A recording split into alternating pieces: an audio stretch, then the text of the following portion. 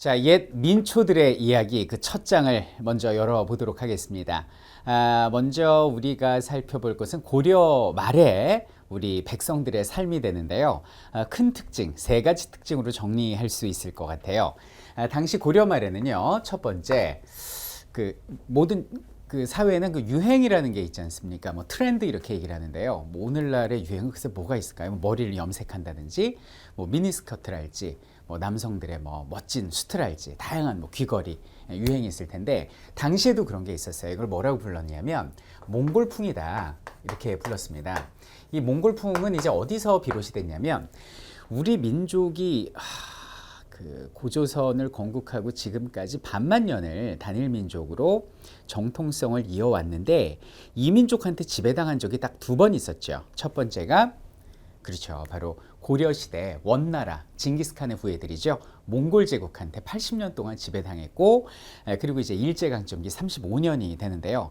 80년 동안 지배를 당하다 보니까 그 우리의 풍속이 그들에게 전해지기도 했지만 그들의 풍속을 우리가 받아들이기도 했어요. 그래서 우리가 받아들인 것을 이제 몽골풍 이렇게 얘기를 합니다. 당시 사람들의 이제 헤어스타일부터 우리가 살펴볼 수 있는데 여러분들 혹시 그 변발이라고 아십니까? 이 헤어스타일의 역사를 보면 이 변발이라는 건 이제 이렇게 앞머리를 미는 형태가 되는데 흔히 그 황비홍이라고 여러분들 들어보셨죠? 그 황비홍식 변발은 만주족식 변발이 됩니다.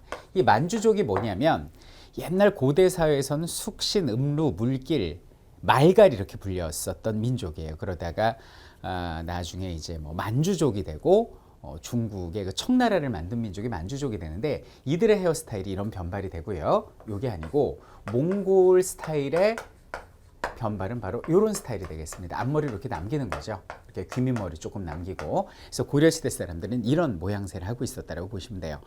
그럼 원래 우리나라 사람들은 어떤 모습을 하고 있었는가 이렇게들 많이 묻는데 우리나라도 변발이 있습니다. 상투 튼다고 많이 들어보셨잖아요. 그러니까 우리나라 사람들은 조금 다른 게 이렇게 되죠.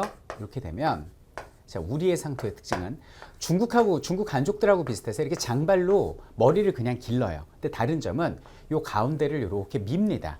그 왜 옛날에 프랑스 축구 선수 지단이라는 사람이 이렇게 가운데 소갈머리가 없으시잖아요. 가운데를 밀고 이 머리를 위로 이렇게 틀어 올리시죠. 위로 틀어 올려셔가지고 이렇게 트는 게 우리가 사극에서 보는 조선식 상투가 됩니다. 그럼 여기 있는 가운데 머리를 왜 밀까요, 여러분들? 그렇죠. 여름에 여기는 그 열 빠져나가라고 환기 잘 되라고 가운데 머리를 밀었던 게 이제 우리 민족의 특징이 되겠습니다. 그래서 이런 변발이 당시에 몽골풍이었었고 그 외에 뭐 귀걸이를 한다든지 코걸이를 한다든지 이런 게 몽골풍이었고 여자들 시집갈 때 연지 찍고 곤지 찍고 이런 얘기 많이 하잖아요. 이것도 몽골풍이었고요. 그리고 요즘도 우리나라 국민들의 사랑을 많이 받고 있는 그 소주 있지 않습니까? 여기는 소주도 당시 몽골에서 들어온 몽골풍이 되겠고요. 그리고 여자들이 정절을 지킨 데 쓴다고 하는 그 은장도 있지 않습니까? 이것도 몽골풍이 되겠고 그리고 사람을 부르는 그 인칭대명사 중에 치가 있어요. 오늘도 보면 오늘날에도 우리 보면 뭐 양아치, 동량치, 장사치 무슨 치 그러지 않습니까? 이런 것들이 전부 다 당시 몽골풍에 해당하는 내용이다 이렇게 보시면 되겠고 또 하나 이제 자연 조건도 바뀌게 되죠. 당시에 그 몽골이 우리나라를 이제 직할지로 다스린 지역이 총 세 군데가 있는데요. 첫 번째가 여기 있는 평안도 근처, 두 번째가 함경도, 또 한 군데가 이제 제주도가 됩니다. 근데 평안도나 함경도는 육지다 보니까 지금 뭐 몽골풍의 흔적이 남아있지 않은데 여기는 제주도에는 지금도 그 흔적이 남아있습니다. 사람이 태어나면 서울로 보내고 말이 태어나면 제주로 보내란 말이 있지 않습니까? 제주도가 원래 말로 그렇게 유명한 곳이 아니었는데 몽골인들이 이제 말을 타고 다니잖아요. 문제는 뭐냐면 제주도가 순상화산이라고 그래가지고 이렇게 완만한 한라산 덩어리인 거죠. 그러니까 나무가 너무 많이 나 있으니까 말 타고 가다가 막 나뭇가지에 말이 눈이 찔리고 막 발이 부러지고 이러니까 얘가 안 되겠다 싶어가지고 당시 한라산 200m부터 600m까지 여기다 전부 다 불을 질러버리고 여기를 말들이 뛰어다닐 수 있는 풀을 먹고 뛰어다닐 수 있는 초원을 만들어 버립니다. 그럼 이거는 1차 식생이에요? 2차 식생이에요?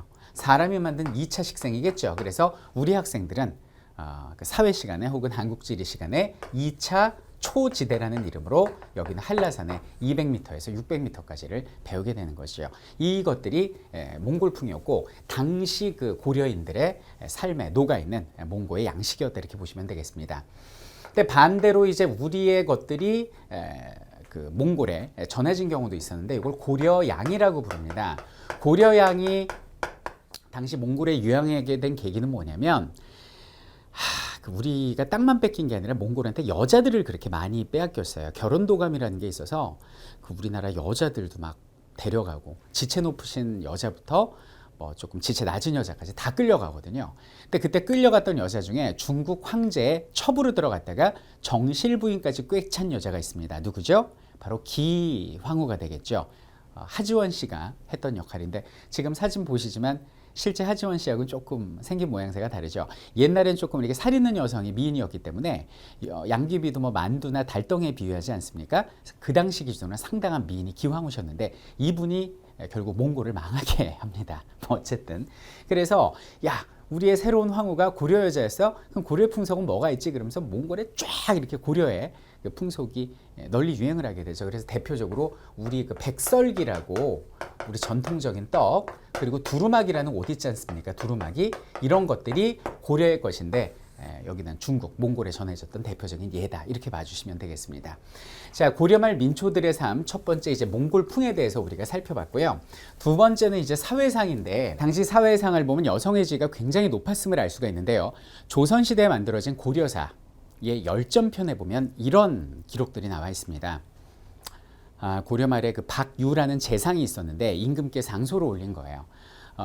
우리나라는 지금 남자의 수가 현저히 적고 여자의 수가 많으니 원나라처럼 일부 다처제를 실시합시다라는 주장을 합니다. 고려는 원칙적으로 일부 일처제였거든요. 근데 그 주장을 하고 저작거리에 나왔는데 한 그 노파 할머니께서 저 인간이 일부 다처제하자고 주장하정한 영감탱이다라고 소리를 치자 주변에 있는 그 아주머니들이 다 모여가지고 박유를 집단으로 폭행하는 장면이 나오거든요. 그리고 실제 이 사료가 수학능력 시험에 출제된 경우도 있었습니다. 여성의 지위가 상당히 높았음을 알려주는 사료가 되고 이 여성의 지위는 재산 분배에도 영향을 끼치게 돼요.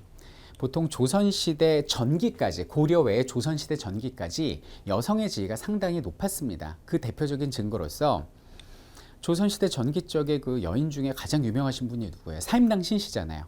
5만 원권에서 우리 맨날 보잖아요.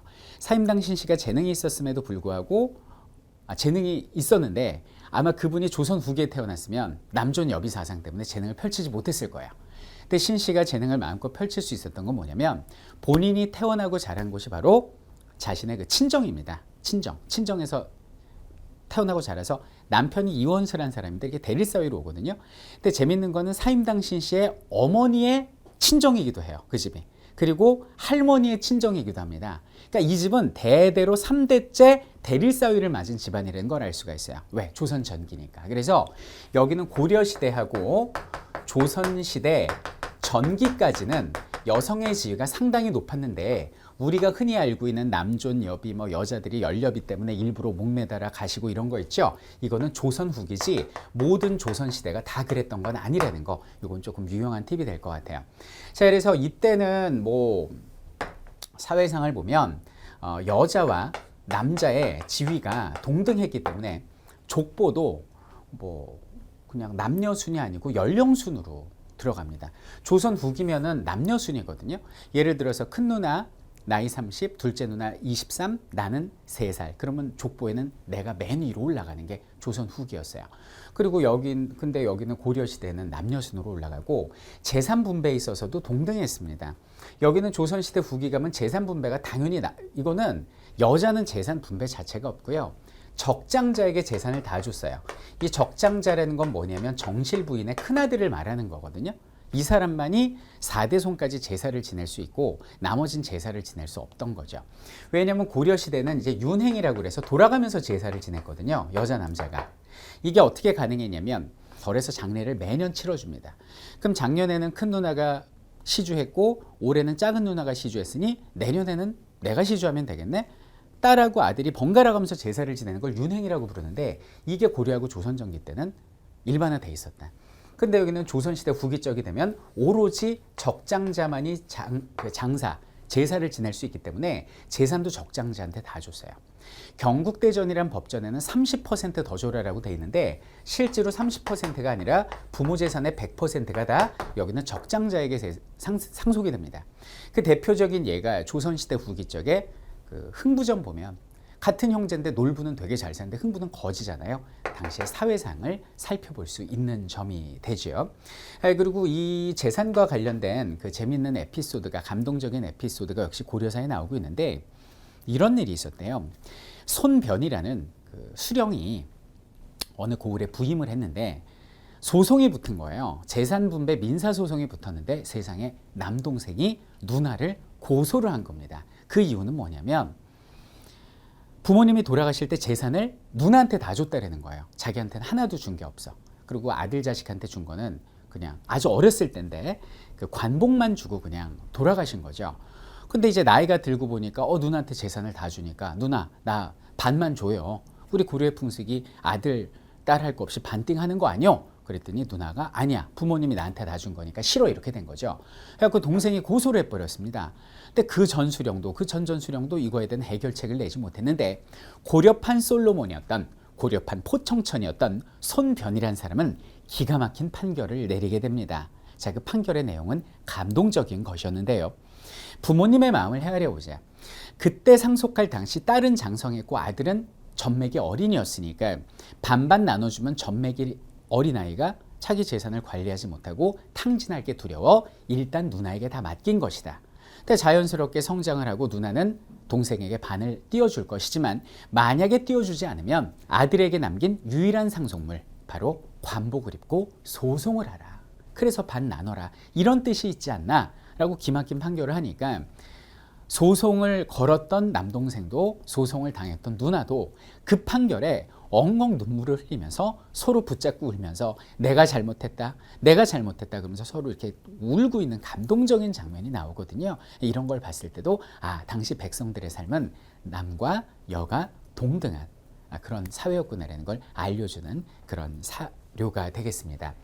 자, 그런데 세 번째, 우리 전편에서도 살펴봤지만 당시 백성들의 삶은 고난 그 자체였다, 이렇게 보시면 되겠습니다. 고려왕조가 500년이 갔다는 것 자체가 좀 기적인 것 같아요. 저는 우리나라 역사에서 이 한반도에 있었던 나라 중에 가장 살기 힘들고 고난스러웠던 게 바로 고려 역사가 아닌가라는 생각을 하는데요. 100년을 한 사이클로 이민족의 침입을 받습니다. 11세기에는 거란의 침입, 요라는 나라를 만들죠. 12세기에는 금이라는 나라를 만든 여진족의 침입, 13세기에는 원이라는 나라를 만든 몽골의 침입, 14세기에는 북쪽으로는 홍건적, 남쪽으로는 일본 해적, 왜구가 동시에 쳐들어오니 백성들은 살 수가 없었어요. 그 전편에서도 말씀드렸지만 부원 세력들이, 친원파들이 백성들을 가렴주고 하고 괴롭히고 세금을 너무너무 많이 뜯어서 여기는 백성들은 정말 너무 살기가 힘들었거든요. 그럼 전통적으로 이렇게 살기가 힘들 때 백성들이 제일 먼저 하는 게 뭔지 아십니까? 소청이라는 걸 합니다. 소청은 오늘날로 말하면 이제 그 상급기관에 민원을 제기하는 건데요. 당시에 상급기관에 있는 분이나 그 위에 있는 놈이나 다 똑같은 사람들이거든요. 이거는 그냥 무시를 당합니다. 그 다음에 하는 게 뭐냐면 이제 괴서입니다. 벽에다 막 낙서를 하는 거죠. 나쁜 사람, 관리들 근데 이것도 그냥 관리들, 하급 관리들이라서 다 지워버리니까 그래도 참지 못하면 벌어지는 게 바로 밀란, 봉기가 되는 것인데, 이 고려 말은요, 희한하게도 굶어서 죽은 사람들의 시신 썩는 냄새가 천지를 진동했다는 기록이 있으나 민중봉기, 밀란이 벌어졌다는 기록은 찾아볼 수가 없거든요. 이건 뭘까요? 정말 밀란을 벌일 힘도, 그 어떤 새로운 세상을 만들 희망도 없었다는 걸 잘 알려주는 대목이 됩니다. 자, 그런데 여기는 이 백성들의 어떤 아픔을 체감하고 새로운 세상을 꿈꾸려 하는 사람들이 있었죠. 그것은 바로 지방 중소지주 출신, 향리의 자식 출신이었던 흑수저 정도전이었습니다. 정도전은 새로운 세상, 신세계에 대한 청사진을 죄라기보다는 이제 권문세족한테 찍혀서 귀향을 갔을 때인데요. 그때 청사진을 그렸고, 아무래도 혁명의 힘은 북끝에서 나오는 게 아니라 칼끝에서 나오는 거니까 또 다른 흑수저를 찾게 되죠. 그게 바로 이성계가 됩니다. 그래서 이 두 흑수저가 만나서 새로운 신세계를 건설하게 되는데요. 다음 편에서 계속 됩니다.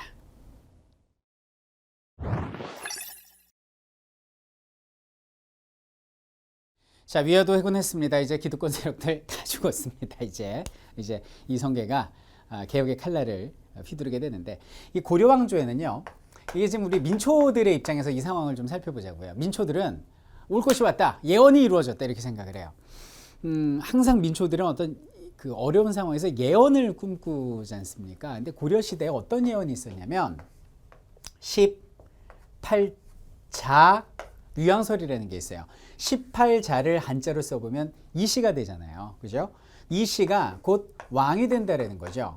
이거를 믿고 그 고려 시대 중기 쪽에 이자겸이라는 사람이 있습니다. 이자겸이라는 사람이 누구냐면 당시 고려 인종의 외할아버지였어요. 외할아버지인데 외할아버지이자 자기 딸을 인종에게 시집 보낸 장인이기도 했죠. 왜냐하면 고려 시대는 근친상간이 엄청나서 뭐 족보가 막 상상을 초월하거든요. 근데 자기가 뭐 왕이 되겠다는 야심을 품고 자기 손자이자 자기 사위가 자는 궁궐에 그 불을 지른 사건이 벌어집니다. 이것을 이자겸의 난이라고 불러요. 결국 인종이 살아나오고 이자겸을 제거하게 되는데요. 이 일 이후에 여기는 고려 왕실들은 이 시대를 가장 무서워했습니다. 그래서 어떤 짓을 하냐면 이 이자가 그 오얏이씨 이자거든요. 그래서 고려 시대 남산에다가 봄에 오얏나무를 막 심어요. 심고 이게 여름 지나서 가을에 무럭무럭 자라죠. 그럼 병사들을 시켜서 칼로 다 잘라내버립니다. 아주 거칠게. 그리고 다음에 봄에 다시 또 오얏나무를 심고 가을에 또 잘라내고. 이건 뭐죠? 이시의 흥한 기운을 억누르겠다라는 이런 어떤 의도가 있었던 거죠. 그런데 여기는 이시성을 가진 성계가 어떤 위화도 해군으로 정치적, 군사적 실권을 잡았으니 이제 왕씨들은 다 끝나는 거죠. 실제로 조선이 건국된 뒤에, 잠시 뒤에 조선이 건국되겠지만은 조선이 건국된 뒤에 여기는 이성계 일파는 왕씨들을 멸족을 해버립니다. 이거 살려두면은 불씨가 된다라는 거죠. 그래서 섬에다 다 옮겨놔요. 강화도 이쪽으로 다 옮겨놓거든요. 거제도 이런 데 분산해서 나눠놓는데 죽여야겠다는 생각에 또 다른 섬으로 옮겨주겠다 그러면서 다 배에 태웁니다. 왕씨들을. 그래서 이제 옮기는 척해서 바다 가운데로 나가서 배구멍에 구멍을 뚫고 그 배를 침몰시켜서 왕씨들이 멸족을 했다는 이야기가 전해져 내려오거든요. 실제 그래서 그런지 몰라도 우리나라에 왕씨가 별로 없어요. 왕씨 그러면 왠지 중국성이라고 생각하지 우리 성이라고 생각 안 하죠. 그때 왕씨들이 많이 좀 죽어서 그런 연유도 있고, 그럼 살아있는 왕씨들은 성을 바꿔야지 목숨을 부지할 거 아니에요. 그래서 점을 하나 찍는다든지 뭐 갓을 씌운다든지 해가지고 뭐 옥씨랄지 전씨랄지 주씨랄지 이런 식으로 자신의 성을 바꿔가면서 살았다. 뭐 이런 얘기도 있습니다. 자, 그리고 조선이 건국이 됐습니다. 그럼 여기는 이제 이성계는 왕이 됐는데 자기가 왕실을 누르고 왕이 됐어요. 그럼 여기는 20장에서 가장 무서운 성은 뭘까요? 그렇죠. 보면 이게 오얏나무이시잖아요. 이게 나무목이죠. 그럼 나무목의 상극이 뭐죠? 여러분들 이거 아십니까? 쇠가 도끼가 나무를 치잖아요. 그래서 쇠금자가 여기는 나무의 상극이 됩니다. 그럼 여기는 금은 뭐에 약할까요, 여러분들? 그렇죠. 불이 쇠를 녹이잖아요. 그래서 여기는 불에 약한 겁니다. 그럼 불은 뭐에 약할까요, 여러분들? 그렇죠. 물에 약하겠죠. 물은 불을 끄니까. 그럼 물은 뭐에 약할까요? 그렇죠. 땅에 약한 겁니다. 왜? 땅은 물을 흡수해 버리니까. 그럼 여기는 토, 땅은 뭐에 약할까요? 다시 나무에 약해집니다. 왜? 나무가 흙 속에 있는 양분을 빨아먹어 버리니까. 이게 바로 음양오행으로 돌고 돌아가는 거거든요. 근데 중요한 건 뭐냐면은 여기는 이씨의 상극인 건 쇠금자잖아요. 그럼 여기는 다음번에는 금씨가 여기는 이씨를 멸족시킬 거 아니야. 그래갖고 여기는 김씨들을 처음에는 다 제거를 하려고 그랬어요. 근데 우리나라에 제일 많은 성씨가 김씨인데 그 김씨를 다 잡는다는 거는 전 백성을 다 보내겠다라는 거잖아요. 그래서 안 되겠다 싶어서 여기는 김씨를, 이걸 원래 김 이렇게 발음하지 않고 금씨라고 불렀었습니다. 근데 여기는 금씨를 김씨로 바꿔 부르게 한 거죠. 그 세금의 기운을 누르기 위해서. 그래서 졸지에 조선 백성들의 금씨가 다 김씨가 되는 그런 해프닝이 있었다. 그래서 이런 어떤 새로운 왕조의 탄생은 우리 민초들의 성씨까지 바꾸는 그런 결과를 낳았다는 재밌는 에피소드를 전해드립니다. 자, 이 성씨만 바뀌는 게 아니라 잠시 뒤에 이제 건설될 신세계는 백성들의 삶의 터전도 송두리째 바꿔놓게 됩니다. 자, 우리나라 지도가 이렇게 있잖아요. 그럼 고려시대 수도가 어디고 조선시대 수도가 어딘지를 한번 볼게요. 자, 고려시대 수도가 바로 여기는 개경이었습니다. 지금 개성 땅이죠. 자, 여기는 개경 땅에서 오늘날 서울, 여기는 한양으로 남경이라고 불렀습니다. 옛날에는 한양을 남경이라고 불렀는데 이리로 이제 수도를 옮기게 되는 거죠. 근데 이 수도 옮기는 것도 참 재밌는 것이 이 개경에서 남경으로 수도를 옮긴 것도 이제 이성계가 조선을 건국하면서 옮기는데 풍수지리설의 영향을 받아서 옮기게 돼요. 그래서 여기가 지리적으로 너무 좋다라고 그래서 이쪽으로 수도를 옮기게 되는데 또 옮기고 나서 1차 왕자의 난이 벌어지고 형제간에 죽고 죽이는 일이 벌어지잖아요. 그러니까 이건 재수없다 그래서 2대 정종 때 다시 여기는 개경으로 수도를 다시 환도를 합니다. 그랬다 3대 태종 때 와서 야 그래도 풍수지리설이 남경이 좋다고 그러지 않았니? 그래서 자 그럼 우리 백성들은 하루아침에 수도가 옮겨지니까 개경에서 여기는 한양으로 이사를 와야 될 거 아닙니까? 새로의 건축물들이 지어집니다. 궁궐이 지어지게 되고 궁궐 앞에 학교도 지어지게 되고요. 그리고 각종 관청도 만들어지게 되고 시장도 형성이 됩니다. 그래서 여기는 개경에 있던 뭐 상인들부터 시작해서 수공업자, 일반 농사짓는 백성들까지 전부 다 심시티된 새로운 신도시 여기는 한양으로 옮겨오게 되는데 자 여기에 얽힌 또 재밌는 일화가 또 하나가 있어요. 자 한양으로 수도를 이제 천도를 해야 되는데 그럼 궁궐터를 어디에 지을 거냐? 이걸 가지고 당시 이제 이성계가 있습니다. 자, 이성계와 함께 조선을 건국한 사람이 누가 있습니까? 바로 좌도전이 있고 그리고 우무학대사가 있습니다. 자, 좌도전은 누굽니까? 바로 유학자고요. 여기는 무학대사는 바로 스님이 됩니다. 포지션도 포지션이지만 서로 좀 대립할 수밖에 없는 양상이었습니다. 정도전은 본인이 말했다시피 이성계가 선택한 사람이 아니고 정도전이 이성계를 찾아가서 왕으로 낙점을 한 사람이고 실제 조선을 디자인하는 디자이너가 됩니다. 그리고 세술은 세부대에 담을 했다고 조선이라는 새로운 국가가 등장을 하면 이제 불교는 필요 없죠. 여기는 유학자 할 일이 커지는 거예요. 하지만 여기는 무학대사도 버릴 수 없습니다. 이 사람은 불교 세력이긴 하지만 그래도 이성계의 스승이자 또 이성계가 왕이 될 것을 예언하고 힘을 실어준 사람이죠. 아, 왜 이성계가 꿈을 꿨는데 무학을 찾아가서 물어봤다라는 거 아닙니까? 다 무너져가는 집에서 제가 석가래 세계를 이고 나왔습니다. 이고 나왔더니 집이 폭삭 무너지더군요. 이 꿈이 무엇입니까? 무너지는 것은 고려 왕조를 의미하는 것이고 사람인의 석가래 세계면 임금왕자를 이야기하는 것이니 바로 당신이 이 나라의 임금이십니다. 그러면서 이 넙죽 절한 사람이 무학 아니에요. 그러니까 이 역사라는 거는 항상 힘을 합쳐서 같이 가다가 꿈을 이루고 나면 이렇게 대립하는 형세로 가는 거거든요. 그래갖고 둘이 서로 대립을 하는데 제일 먼저 대립한 게 궁궐을 어디다 터를 놓느냐 이거 갖고 이제 싸움이 난 거예요. 여기는 정도전은 궁궐터를 어디다 잡았냐면 오늘날의 경복궁 자리에 궁궐을 놔야 된다. 그리고 군자는 자고로 남쪽을 바라봐야 된다 그러면서 문을 남쪽으로 놓자 이렇게 얘기를 합니다. 그리고 이렇게 한강이 있고 밑에 강남에는 관악산을 보자 이렇게 얘기를 한 거예요. 근데 무학대사는 정반대 얘기를 하는 것이 여기는 관악산에 이 악자 들어가는 산들이 굉장히 화기가 세거든요. 이 화기가 세가지고 문을 남쪽으로 놔버리면 홀라당 다 타버린다. 아마 잦은 방화 전소가 있을 것이다. 그러니 오늘날 연세대학교 자리에다가 궁궐을 짓고 문을 동쪽으로 내는 것이 맞다라는 것이 바로 이것이 무학의 주장이었고 요게 이제 정도전의 주장이었어요. 이거 갖고 이제 서로 대립을 했네. 근데 대립을 했는데 이성계가 결국 누구의 손을 들어주게 됩니까? 여기는 정도전의 손을 들어주게 되죠. 왜요? 여기는 무학은 구우 세력, 불교 세력이잖아요. 그래서 여기에 충격을 받은 무학은 속이 좁아서가 아니라 겸양지덕 때문에 스스로 물러나게 돼요.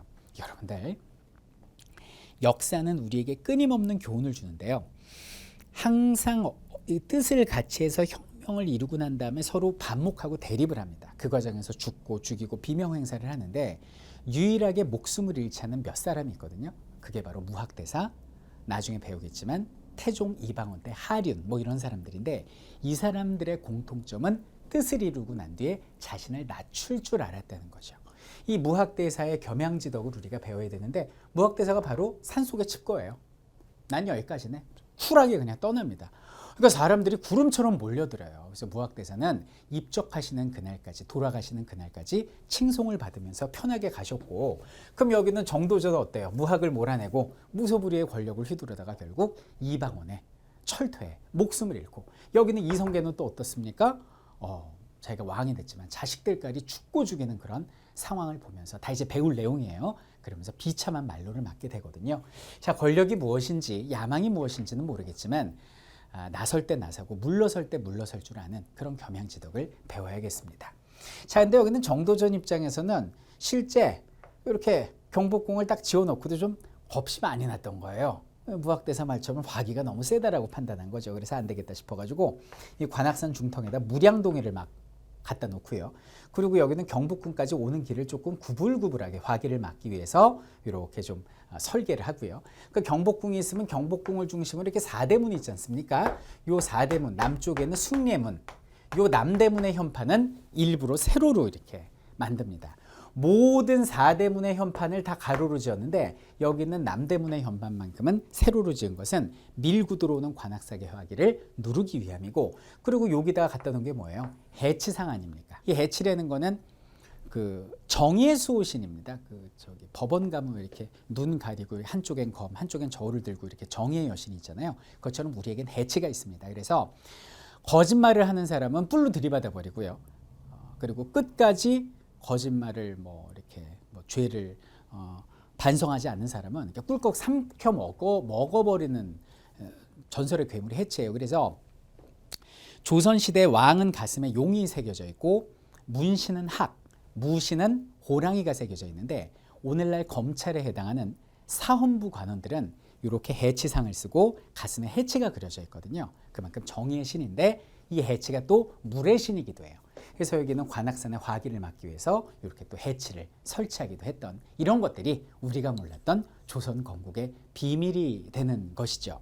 새로운 신세계의 건설은요, 우리 백성들에게도 많은 영향을 끼치게 됩니다. 계속 조상대대로 내려오던 성씨가 바뀌고 삶의 터전이 옮겨지는 이런 삶의 변화를 맞이하게 되는데요. 자, 왕조는 계속 격변하면서 우리에게 역동적인 모습을 보여주게 되고 그 당시에 영향을 받던 우리 민초들의 삶은 과연 어땠을까요? 다음 강좌를 살펴보도록 하겠습니다.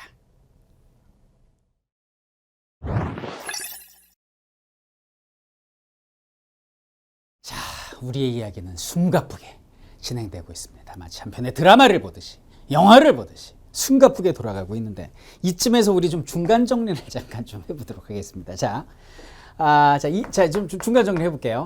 자, 이성계 일파가 있어요. 자, 이성계 일파가 있는데, 여기는 이성계와 이제 정도전이 한 편이죠. 정도전. 그리고 우리가 빼먹으면 안 되는 것이 이성계의 5번째 아들이 있습니다. 바로 이방원입니다. 야심가죠. 요 인물들이 이제 전면에 나서 있다라는 거죠. 무학대상 계속 기도했겠죠. 잘 되라고.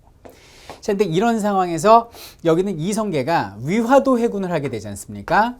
위화도, 압록강 위화도에서 군사를 돌렸다. 위화도 해군을 했는데 이 위화도 해군으로서 이성계가 얻은 건 뭐죠?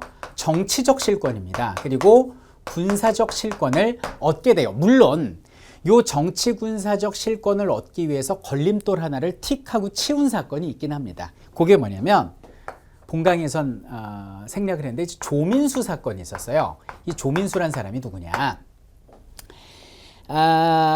최영 장군이 이제 요동정벌을 나갈 때 이성계와 함께 나가려고 그랬습니다. 근데 우왕이 말리잖아요. 최영 장군 가지 마. 그 당시 그 우왕이 최영의 그 딸과 결혼을 하는데 딸도 저거예요. 서녀와 결혼을 합니다. 그 얘기는 뭐냐면 최영 장군이 권력이 있으니까 어떻게든 혈통으로 엮으려고 그랬던 거죠. 그러니까 최영을 아버지처럼 따랐고 실제 족보상 장인이 되는 거죠. 근데 최영 장군이 요동정벌하러 간다고 하니까 무서운 거지, 우왕이. 그러니까 철없는 우왕이 가지 마세요. 최영 장군 날 지켜주세요. 장인어른 지켜주세요. 그러니까 최영이 마음이 약해지고 일생일대 실수를 하지 않습니까? 그래서 이성계를 요동으로 보내는데 혼자 보내면은 왠지 얘가 지금까지는 내 말 잘 들었지만 요새 막 도전이 이런 애들하고 어울리면서 영 눈빛이 이상하단 말이에요. 왔다 갔다 하는 거예요, 눈빛이. 그러면은 성계를 감시하기 위한 감시자를 하나 붙이자. 그게 조민수예요. 요 조민수가 당시 최영도 그랬지만 기득권 세력의 권문세족이었지 않습니까? 요 권문세족 계열이니 요 조민수가 이성계를 이렇게 견제해 줄 거라고 생각을 한 거지. 그래갖고 위화도로 보냈는데 세상에 배신은 성공의 다른 이름인지 아닌지 모르겠지만 믿었던 민수와 더 믿었던 성계가 둘이 짝짝꿍을 하잖아요. 짝짝꿍을 해가지고 돌아와가지고 최영 장군을 친 거 아닙니까? 근데 최영 장군을 치고 나서 이 이성계가 잠깐 위기에 놓인 게 이 조민수하고 돌아오면서 약속을 했어요. 우리 돌아가서 위화도 회군 이후에 왕은 일단 우왕은 쳐내고 우왕의 자식이 아닌 다른 어떤 왕족을 왕에 앉히자 이렇게 얘기를 했는데 여기는 돌아와가지고 조민수가 딴맘을 먹은 거죠. 야, 뭐 이성계 말이야. 야전에선 네가 이 싸움이 나보다 셀지 몰라도 여긴 개경이야. 정치는 내가 세. 그러면서 당시 대비마마를 설득을 해가지고 전격적으로 우왕의 아들 창왕을, 이 꼬마 창왕을, 당시 9살이었습니다. 왕으로 앉히고 자기가 뒤에 후견인 행세를 하는 거죠. 뭐야, 이성계는 하루아침에 완전히 그 뒤통수 맞은 격 아닙니까? 그래서 안 되겠다 싶어서 이성계 정도전이 칼을 박박 깔고 있던 차에 알아서 죽어줘, 조민수가. 이 그릇이 작아. 이 인간이, 이분이, 아니, 그러니까 이렇게 좀 예민하고 일촉즉발의 상황에선 자기 몸가짐을 바로 해야 되는데 갑자기 뭐 껐떡대면서 뭔가 됐냥 그러면서 좀 땅을 좀 이렇게 취하신 거예요. 그러니까 불법적으로 토지를 취했다. 옛날의 토지면 오늘날로 따지면 저거지 않습니까, 여러분들, 그죠? 불법적으로 돈 받은 거나 다름없거든요. 그래갖고 탄핵을 받아가지고 스스로 쫓겨나줍니다. 뭐 이런 일이 있었어요. 어쨌든 이런 걸림돌이었던 조민수를 쓱 제거하고 완벽하게 이성계는 위화도 회군 이후에 정치적, 군사적 실권을 장악을 하게 됩니다. 자, 장악을 하고 나서 이성계는 생각을 했어요. 일단 여기는 창왕을 그대로 앉혀두면 자기가 우왕 몰아낸 게 뭐가 됩니까? 이거 안 되겠다. 너 나가라. 나가는 그 기본 그게 뭐였어요? 명분이 패가, 가짜를 패하고 입진, 진짜를 올리자 이거죠. 또 국민당 자식 아니잖아. 국민당은 게이시잖아. 근데 무슨 너 같은 자식이 있어. 너도 가짜고 너 가짜 아들이니까 너는 짜가야. 그러면서 이제 둘 다 몰아냅니다. 그리고 이제 고민합니다. 누구를 앉힐까 하다가 공손하게 왕을 양위하는 사람, 여기는 공양왕을, 왕족의 피가 흐르는 아주 얌전한 공양왕을 딱 앉힌 거죠. 앉히고 나서 이성계는 생각했어요. 내가 지금 정치적, 군사적 실권을 얻었는데 일단 경제적 실권을 얻으려면 토지개혁이 필요하겠구나라고 생각을 한 거예요. 근데 이 토지개혁은 당시 그 민초들한테는 굉장히 중요한 것이었던 게, 이 권문세족이 땅도 많이 해 먹지만은 이 국가 소유의 토지에서 이제 세금을 걷어가는 것을 수조권을 행사한다고 그러는데, 보통 한 토지의 수조권자가 한 명 아닙니까? 근데 한 토지에 수조권자가 뭐 7, 8명이라는 거예요. 나도 이 땅의 수조권자다 그래서 3월에 와서 걷어가고, 내가 진짜 수조권자네 4월에 와서 걷어가고 막 걷어가는 거예요. 그래갖고 7, 8명의 수조권자가 1년에 5, 6번씩 세금을 뜯어간다는 거 아닙니까? 백성들 죽을 맛 아닙니까? 이 토지 제도를 개혁해야 민심을 얻을 수 있고, 민심을 얻어야 신세계를 건설할 수 있다라고 이성계를 생각을 한 거야. 그래가지고 토지 개혁을 단행했으니 이것이 그 유명한, 들어는 보셨죠? 이게 과전법이에요. 그럼 과전법은 뭐냐? 사실 이 토지개혁 과전법 시행하기 전에 여기는 정도전한테 물어봤어요. 어이, 정도전, 토지개혁을 하려고 하는데 어떤 방법이 좋을까? 그랬더니 정도전이 꺼낸 게 원칙이 뭐냐면 무상몰수, 무상분배 원칙을 꺼냅니다. 이게 그 유명한 정도전의 계구수전이에요.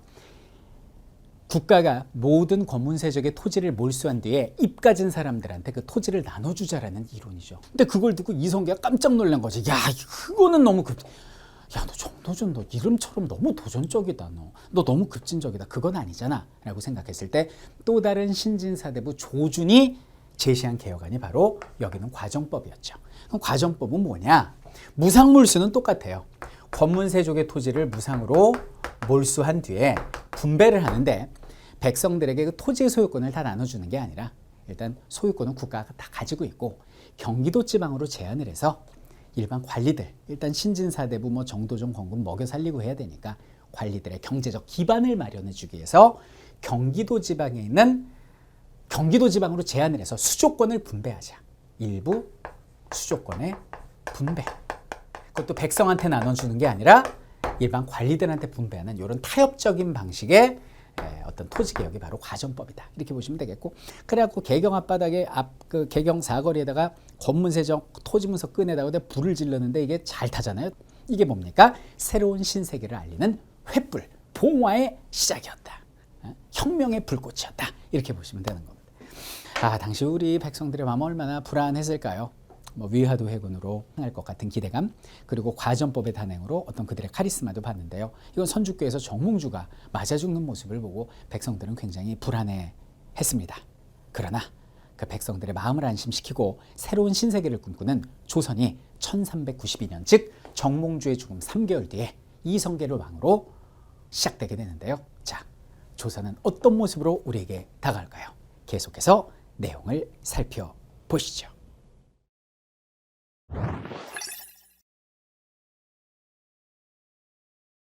자, 우리 민초들의 삶, 이름에 대해서 한번 이야기를 해보도록 하겠습니다. 이름은 뭐 항상 있었죠. 호칭이니까. 근데 성이 없었습니다. 삼국시대는 성이 없었어요. 그래서 뭐 예를 들면 뭐 신라의 김씨랄지 박씨랄지 석씨랄지, 그러니까 삼국시대에 성을 가지고 있다는 건 말 그대로 특권층의 상징이었다라고 봅니다. 신라 말에 난을 일으켰던 농민이 원종애노 이런 사람들이거든요. 성이 어디 있어요, 그죠? 그럼 일반인들이 성을 가지기 시작한 게 언제냐? 그리고 성에 본관이 생기기 시작한 게 언제냐? 바로 고려의 탄생과 더불어서입니다.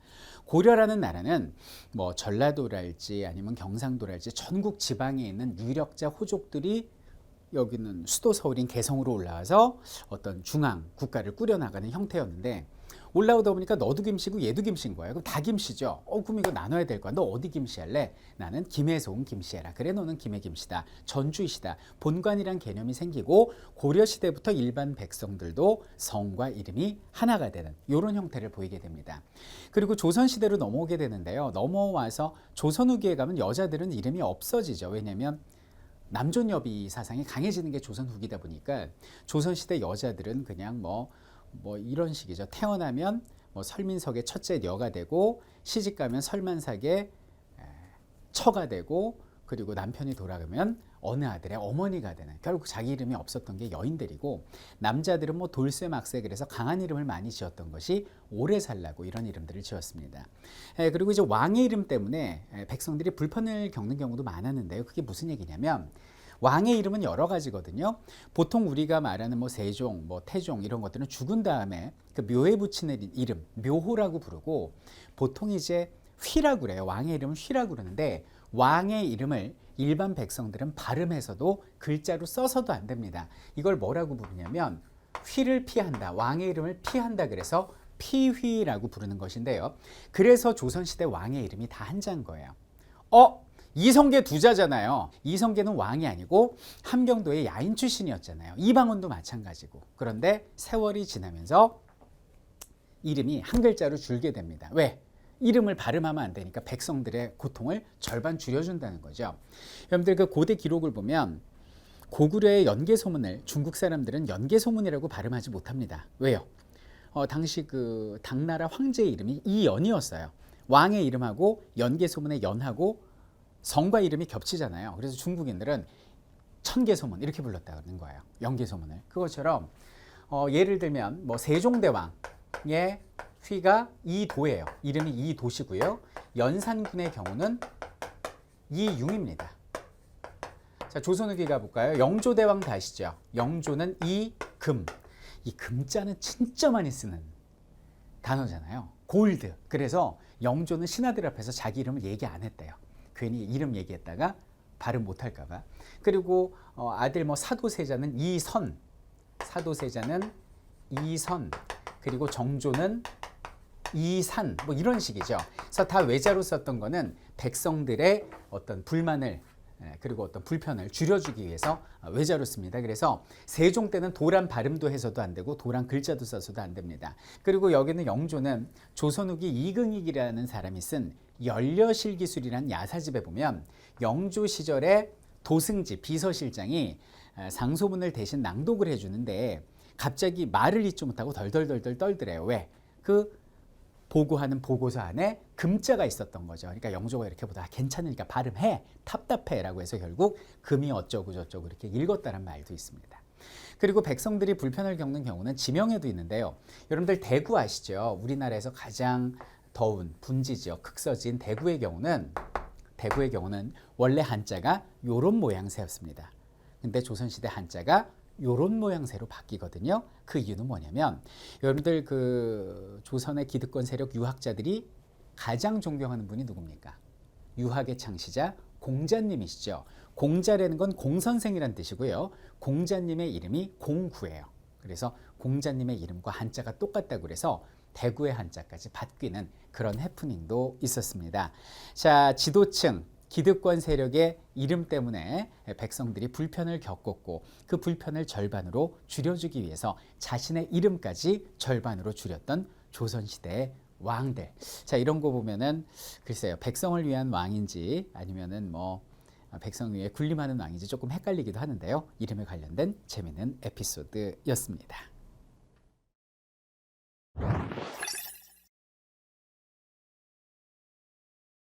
자, 세종대왕님의 어떤 과학기술 그리고 엄청난 그 창조적 전신을 현실로 만들어주는 드림 팩토리가 있었습니다. 그 드림 팩토리를 상의원이라고 부르죠. 옛날에 영화로도 있었습니다. 상의원이 왕의 옷만 이렇게 만드는 곳이 아니고 각종 발명품을 만드는 곳인데 그 상의원에서 아주 우수한 장급이 있었는데요. 그 사람이 바로 장영실이었습니다. 근데 여러분들 다들 알겠지만 장영실은 천민 출신이거든요. 이 사람은 노비였습니다. 부산 출신 노비인데 아버지가 중국인이고요. 어머니가 기생이었습니다. 노비였는데 이 사람이 상의원에 별좌로 오르게 되고 나중에는 3급 공무원까지 올라가는 기염을 토하게 되거든요. 그래서 오늘은 장영실 얘기와 함께 당시 노비들의 삶을 좀 살펴보도록 하겠습니다. 자, 장영실 얘기부터 해볼까요? 자, 이 사람은 보통 노비로 태어나면 에이 그냥 나 이렇게 살다 죽어야지라고 생각을 하는데 그 사람은 그러지 않았습니다. 끊임없이 자신의 재능을 살렸죠. 그래서 상현의 별좌자리에 오르게 되는데 이때 이제 기록이 나와 있어요. 조선왕조실록에 당시에 그 허조라는 관리와 조말생이라는 관리가 이제 싸움이 붙습니다. 왕 앞에서 허조는 이야기합니다. 전하, 여기는 장영실이 천한 사람인데 어떻게 상현에 별좌를 줍니까? 안 됩니다라고 이제 원리 원칙을 따지고요. 조말생이라는 사람은 아닙니다. 능력이 있으면 인사하십시오라고 얘기를 해요. 근데 세종대왕의 특징은요, 자기가 우기는 법이 없고 들어보고 중론에 따르거든요. 그러니까 둘이 부딪히니까 다시 유정현한테 물어봅니다. 이 세종대왕의 특징이 자기가 듣고 싶은 얘기를 들을 때까지 계속 물어보는 약간 피곤한 스타일이시거든요. 그러니까 유정현이 이렇게 눈치를 보니까 왕이 이런 말을 듣고 싶어 하는 것 같아요. 그래서 전하 그냥 쓰시죠 그랬더니 곧바로 그냥 기용을 해버립니다. 그래서 상현에 올라간 사람이 여기는 장영실이 되는데 이 사람이 얼마나 똑똑하냐면 세종 즉위 3년에 세종의 명령을 받고 중국에 파견이 돼요. 중국 명나라에 가서 천문학 기술을 익혀와라라고 얘기를 합니다.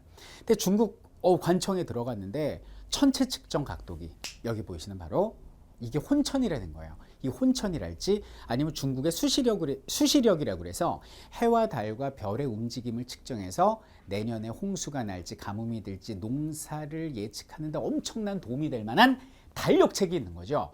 근데 그거를 베껴오려고 그러고 오늘날 같으면 사진이라도 찍겠지만 뭐 읽어보려고 그러는데 그걸 못 읽게 하는 거예요. 근데 저작거리에 나갔더니 아니 너 혼천이하고 그리고 수시력을 파는 거예요. 야 이거 뭐야, 이거 시장에서 팔잖아. 그리고 살려고 그랬는데 안 팔더라는 겁니다. 왜? 외국인이라는 이유로 조선인한테는 이거 팔 수 없다라는 거예요. 그래서 장영실이 어떻게 했는지 아세요? 수시력 책을 처음부터 끝까지 다 외워버립니다. 한 글자도 빼지 않고 한 글자 한 글자 다 그 자리에서 외워버립니다. 그리고 혼천이의 모양새와 각도를 그 자리에서 다 눈을 감고 그릴 수 있을 만큼 연습을 해와가지고 조선에 올 때까지 이렇게 하면서 머릿속에 메모리 해가지고 들어온 사람이 장영실이에요. 그러니까 이 사람은 걸어다니는 USB다 이렇게 말씀드릴 수 있겠죠. 산업 스파이 뭐 이런 경우죠. 그래갖고 이 세종 때 여기는 장영실이 그대로 그걸 외워버려가지고 7개의 별의 움직임을 바탕으로 서울을 중심으로 천체를 계산한 칠정산이라는 이름의 달력이 완성되게 됩니다. 그래서 칠정산이 만들어지는데 내편과 외편이 있어요. 외편은 아라비아의 회회력이라는 달력을 참고를 하고 그리고 내편은 중국의 수시력을 참고하는데 그리고 여러분들 그 만원권 지폐 뒷면에 있는 혼천이를 여기는 또 장영실의 설계해서 만들게 됐다. 정말 대단하다라고 이제 말씀드릴 수 있겠어요. 그럼 이제 모든 노비가 다 여기는 장영실 같았느냐? 그거는 아니죠. 자, 노비를 보면 이 노비의 기록은 사실 뭐 고조선 계급이 발생하면서 노비는 만들어지게 되는데요. 삼국시대를 거쳐서 고려조선까지 노비의 존재는 계속 기록에 남아 있습니다. 잘들 모르시는데 이 노비는 합성어가 됩니다. 이 노라는 거는 남자를 노라고 부르고요. 비라는 것은 여자를 비라고 부르는 것입니다. 그래서 고려시대 기록에 보면 노는 창두라고 부릅니다. 창두라는 건 뭐냐면 푸른 머리통이다 이런 뜻인데요. 고려시대 이후에 남자 노비들은 머리에 푸른 두건을 썼음을 알 수가 있습니다. 그리고 여자 비의 경우는 적각이라고 이렇게 기록에 나와 있는데, 적각이 뭐냐면 붉은 달이라는 뜻이거든요. 여러분들 오늘날은 이제 뭐 여성분들이 아름다우라고 미니스커트를 많이 입는데, 옛날 고려나 조선 시대에는요, 아무데나 털썩털썩 안고 일을 하는데 거추장스럽지 않아야 되니까. 그래서 여기는 고려 조선 시대의 비들은 치마가 굉장히 짧은 미니스커트를 입고 있었고요. 태양빛이 쩡쩡한 데서 선크림 바르지 않고 일을 하다 보니까 항상 다리가 구릿빛으로 붉게 그을려 있었던 거죠. 그래서 붉은 다리, 그래서 적각이라고 불렀습니다. 그리고 노비는 주인과 함께 사는 식솔과 같은 솔고노비가 있고, 주인집 밖에 사는 외거노비가 있는데, 여러분들 같으면 솔고노비가 좋겠어요? 외거노비가 좋겠어요? 둘 다 싫죠. 둘 다 싫은데 외거노비의 삶이 훨씬 좋았다고 그래요. 그래서 고려시대 이후로 외거노비는 주인에게 신공만 바치면, 일정 액수만 바치면 자유롭게 살 수 있었거든요. 그래서 고려시대 이래로 외거노비는 노비가 노비를 거느렸다는 거 아닙니까? 이거 완전 룰루랄라죠. 일은 노비한테 시켜놓고 노비가 신공 바치면 그거 일부 주인한테 갖다 주고 나머지 갖고 자기가 먹고 살고, 노비는 사람 취급을 안 받으니까 세금을 내지 않아도 되고 국가에 군대 가지 않아도 되고, 이것이 바로 당시 노비들의 삶이었다라는 것입니다. 그러나 주어진 환경에 굴하지 않고 자신의 재능을 살린 사람들은 장영실같이 뛰어난 모습을 보이기도 하는데요. 노비, 그들은 조선시대 최하층 천민이었지만 그래도 국가에 없어서는 안 될 어떤 소중한 기반 시설을 이어가는 백성 중에 하나였다라고 오늘날 다시 말할 수 있겠습니다.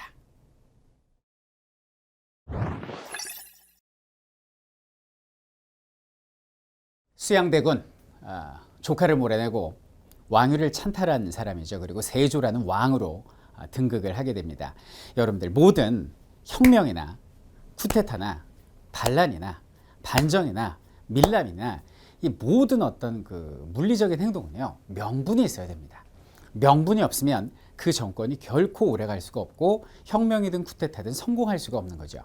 근데 문제는 여기는 세조가 명분이 없었다라는 거죠. 그렇다고 단종이 어리다는 이유뿐이지 뭐 특별한 뭐 명분이 뭐가 있었습니까? 그죠? 이런 것들 때문에 세조 즉위 후에 정말 다시 왕권을 복위시키려는 그런 반정의 노력은 여러 차례 계속됐고, 세조는 무시무시한 형벌을 내리게 됩니다. 집현전 학자였던 성산문의 경우는 쇠꽃쟁이를 불로 달궈서 허벅지를 관통하는 그런 고문을 당했다라고 나오는데요. 정말 무시무시하죠. 오늘은 민초들의 삶과 밀접하게, 그러나 별로 밀접하고 싶지 않게 관여되어 있는 형벌의 역사에 대해서 들여다보려고 합니다. 자, 형벌을 한번 볼게요. 자, 지금도 형벌이 있지 않습니까, 여러분들? 보통 형벌 그러면 우리가 뭐 본의 아니게 뭐 어쩌다가 죄를 지었어요. 그럼 보통 어떻게 되나요? 뭐 벌금형으로 끝나는 경우도 있고, 뭐 금고형이 될 수도 있고, 뭐 구속이 되기도 하고 이런 식인데, 옛날의 형벌은 똑같았던 면모도 있지만 좀 더 가혹했다라고 보시면 되겠습니다. 형벌 기록의 시작은 우리나라 최초의 고조선에서, 최초의 국가인 고조선에서 형벌의 기록이 등장을 합니다. 바로 8조법이 되는데요. 이 당시엔 법이 8가지밖에 없었는데 그 중에 전해져 내려오는 건 딱 3가지입니다. 자, 사람을 죽인 자는 바로 법정 최고형 사형을 구형하게 되는 거죠. 사형이 8조법에 나오는 것이고, 두 번째는 뭐냐면 상해를 입힌 자, 오늘날로 따지면 이제 뭐 폭력행위가 되겠죠. 상해를 입힌 자는 곡물로서 배상한다라는 말이 나옵니다.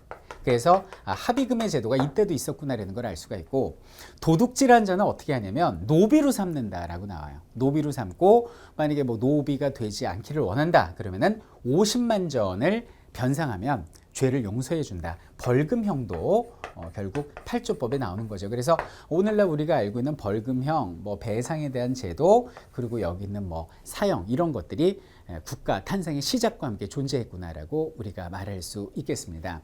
그 고조선에서 이렇게 세월이 흘러요. 세월이 흘러서 삼국시대로 오지 않습니까? 자, 삼국시대로 오면 고구려의 기록에 그런 것들이 나와 있는데, 이 고구려가 이 군사 강국이었기 때문에 굉장히 법률이 엄했어요. 그래서 길거리에 물건이 떨어져 있어도 사람들이 지나가다가 죽는 사람이 없었대요. 오해받을까 봐. 이 고구려의 경우는 가장 극형에 처하는 것이, 군사 강국이니까 뭘까요? 전쟁에서 도망가는 죄입니다. 그래서 전쟁 나가서 안 싸울래야 안 싸울 수 없는 그런 무시무시한 나라가 고구려였고, 그리고 고구려의 주몽의 아들 온조가 한강 근처에 내려와서 오늘날 서울시 송파구에 있는 잠실 올림픽공원 근처에 만들었다는 여기는 백제도, 형벌제도가 있는데 역시 사형제도 있었고요. 공무원의 경우 비리를 저질렀다, 뇌물을 만약에 취했다 그러면은 3배로 보상을 하고 그리고 평생 금고형에 처했다, 뭐 이런 부분도 있고요. 일책시비법이라고 해서 한 번 잘못한 사람은 12배로 되갚게 하는 이 보복법의 성격도 여기는 고구려에 있었다는 기록도 있습니다. 자, 삼국시대를 거쳐서 이제 고려시대와 조선시대가 같은 형벌을 어떤 형벌 제도를 가지고 있는데요. 이것이 바로 태, 장, 도, 유, 사가 됩니다. 자, 사형 사람을 죽이니까 가면 갈수록 커지는 건데요. 이 태형이라는 건 뭐냐면 오늘날도 그 싱가포르 같은 나라는 태형이지 않습니까? 말 그대로 때리는 겁니다. 엎어놓고 때리는데요. 남자의 경우는 볼기를 내놓고요. 그리고 여자의 경우는 옷은 입은 채로 맞는데 보통 30대에서 50대까지는 태형이라고 그러고 50대가 넘어가면 이제 장형으로 바뀌게 됩니다. 근데 보통 이 도형은 뭐죠? 감옥에 가두는 거고 유배 보내는 거고 죽는 건데, 그럼 보통 사람들 같은 경우는 일로 갈수록 강해지는 거니까 나 안 맞고 바로 감옥에 갇힐래, 나 안 맞고 바로 유배 갈래, 뭐 이런 생각들을 할 수 있는데 이게 코스예요. 처음에 때리다가 그 수가 이렇게 늘어나는 순간 장형이 되죠. 그 다음에 감옥에 가두는데 사람이 왜 죽냐면 맞잖아요. 거기에 2차 감염이 되는 거죠.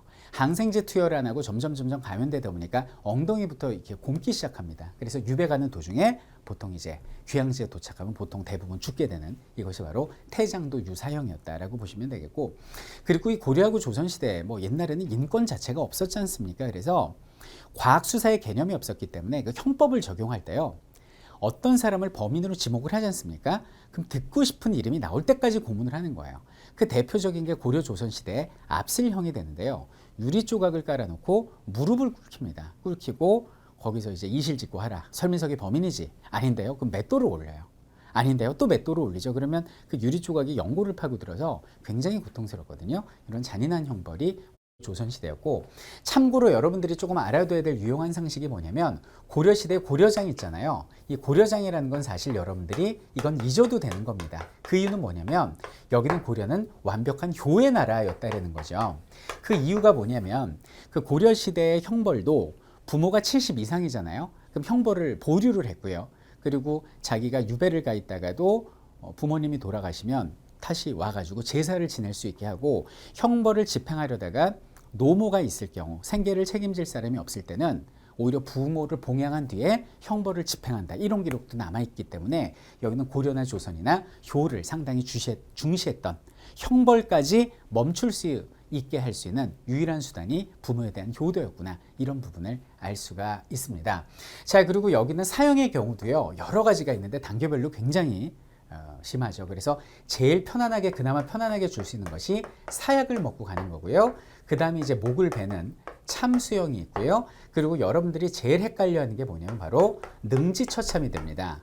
이게 이제 능지처참을 능지처사라고도 부르는데 이것을 거열하고 많이 헷갈려 하십니다. 그리고 제일 나쁜 거 이제 부관참시죠. 죽은 사람을 다시 꺼내가지고 시체로 훼손하는 거니까 부관참시가 이제 제일 심각한 건데, 이 거열하고 능지처참은 완전히 다른 거예요. 소나마를 이용해서 이렇게 사람의 몸을 분리하는 게 능지처참인 줄 아는데 그게 거열형이 되는 거고, 능지처참은 뭐냐면 굉장히 잔인한 건데 사람을 머리하고 가슴, 즉 심장만 남겨놓고 팔다리부터 배까지 서서히 이렇게 포를 뜨듯이 이렇게 잘게 썰어나가는 것이 여기는 능지처참입니다. 가장 잔인한 형벌이 되고, 정말 실력이 좋은 집행자는 여기는 그 팔다리하고 배 부분까지 다 제거되는데 심장이 뛰고 정신이 말짱이 남을 정도로 출혈을 최소화하고, 그런 사람을 최고의 어떤 그 기술자, 뭐 좀 표현이 그런데 그렇게 인정했다고 그러죠. 이런 것들이 대표적으로 고려조선의 형벌들이었습니다. 자, 그런데 이런 형벌이 사라진 건 언제냐면 1894년에, 이때가 가보년이었습니다. 간지가 가보년에 제1차 가보개혁이 벌어지게 되고, 이때 가혹한 형벌이 폐지되게 됩니다. 물론 가혹한 형벌에 대한 폐지는 일반 사가에서 어렸을 때 백성들과 뛰어놀았던 영조대왕께서 가혹한 형벌을 폐지하시고, 사형수에 대해서는 항소하고 상고할 수 있도록 삼심제를 설치하시기도 하는데요. 완벽한 이런 형벌이 없어진 거는, 잔인한 형벌이 없어진 건 가보개혁대입니다. 이 가보개혁대는 태형이 사라지게 되고요. 가혹한 형벌 자체가 없어지게 되고 부모, 자식, 일가, 친척까지 삼족을 멸하는 연좌제까지 없어지게 되거든요. 그러니까 가혹한 형벌이 없어지고 인권의 개념이 처음으로 등장한 것은 1894년 가보개혁이 되고, 그래서 가보개혁 때도 법적인 신분제도도 철폐가 되고요. 그래서 이 이후에 등장하는 이제 시민단체가 독립협회 아닙니까? 그래서 독립협회에서는 그때부터는 뭐 어떤 개념을, 인권의 개념을 처음으로 도입하게 되는 것입니다. 뭐 형벌이라는 것이 어떻게 보면 필요악일 수도 있을 것 같아요. 사람이 사는 사회에서 어떤 제도적 장치가 될 수 있을 거라고 생각을 하는데, 과거의 형벌은 오늘날보다 인권의 개념이 없었기 때문에 상당히 잔인했고요.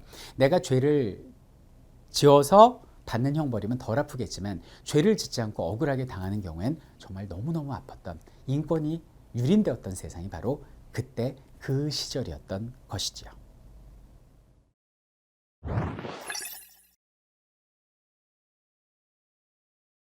자, 세조의 정사 말고 야사를 좀 보도록 하겠습니다. 이 부분은 상당히 끝판왕이다, 이렇게 말씀드릴 수 있겠어요.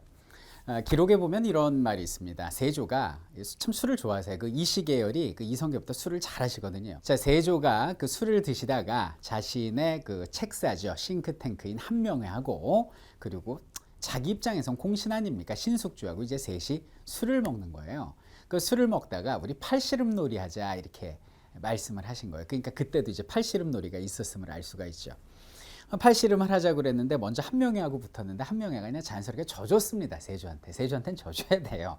거기서 신숙주가 취해가지고 이렇게 하는데 힘을 줘가지고, 세조가 말은 그렇게 했겠죠. 공정하게 하자. 그러니까 그냥 한명회가 세조 팔을 확 넘겨버리고 그냥 팔을 꺾어버린 거죠. 그러니까 세조가 이렇게 꺾인 겁니다.